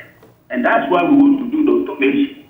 And with the automation in, we should be able to get it. But until then, we are also making sure that whatever we can do for it to reach out, that is it. And this automation you talk about, sorry to interject, sir, this automation you talk about, when are we hoping to fully implement? We've gotten to the procurement level already. There's going to be a pilot one recently at Elmina. They have 3 of the ports around. One pilot is at Elmina, and then just after the pilot, we'll be able to start getting the 300 landing beaches for. For now, we've taken hold of about 140 of the landing beaches. That we've done the necessary and the survey. The other ones that we're having challenges, ownership, and all that, we are solving it. So we've given ourselves hopefully early next year there about we should see a rollout of the automation for it to work, and gradually we'll cover all the 300 landing. The other landing beach that we can lump them together. The other landing beach that the canoes are so small and it will not be cost effective to bring a whole. Hello, Mr. Neem. Well, looks like we lost him, but he made his point. Thank you for your time, Moses Neem, as Deputy Minister of Fisheries and Aquaculture Development. So, wrapping up with you in studio, Mr. Aboga, we've heard a lot of the measures being put in place, premix fuel automation, hopefully roll out beginning of next year. Are you confident that we're on the right path? Well, there has to be a start, and we have come a very long way. I believe that if we continue on this trajectory, we'll be able to make gains. But what is important is that education of fishermen and the general public. From where I sit, everybody sees fish on the market, so we don't know the crisis that we are going through. Government is feeling the pinch, importing over $200 million worth of fish before we can make up for our fish demands. 20 years ago, we were self-sufficient. We never had to buy fish from any country. But now we're going to Morocco, we're going to Mauritania, Namibia, and other places in Europe to bring fish. And more recently, when you go to the market, what they call salmon or the mackerel, everybody wants the Abidjan mackerel. And one wonders whether there is mackerel in the Abidjan Sea and not in the Ghana Sea. So there are a whole lot of issues there that we need to look at. But more importantly, I think that to a large extent, the fishermen will tell you, keep the politics out of the fishery, keep the patronage out, and let the systems work. Some are saying that if they are found culpable, exact the law so that the other person will know that when it happens to him too, there will be no mercy. It is not too good to criminalize our fathers who are fishermen, sending them to jail and others. But we need to educate them to be more responsible in their act. But they in themselves are responsible. But when the other person is doing it and nothing happens to that person, then you can't go hungry with your family. So you need to, as it were, also be involved in it. Right. I appreciate that you could join us this morning. Kofi Agboga is Executive Director of HEN in Mpoano. And talking about fish.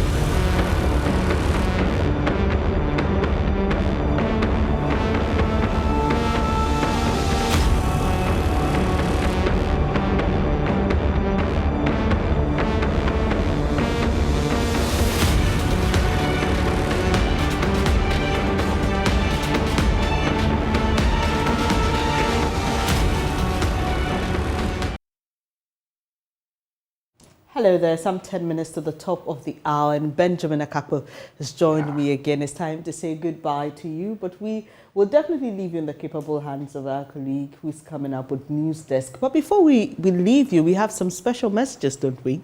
We do. Let's start with this one. Hello, how about treating your family to a summer holiday in South Africa? Come journey to South Africa for a good time in our beautiful country. You can get to know the locals and our languages.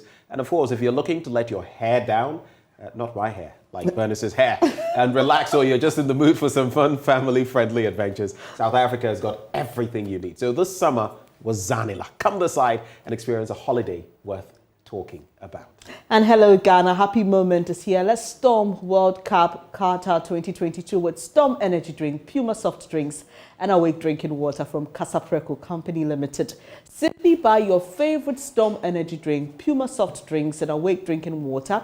Text the 4-digit unique number on the neck of the bottle to short code *780 #2 and follow the prompts on all networks for free. Be one of the lucky winners to this year's World Cup in the monthly draw.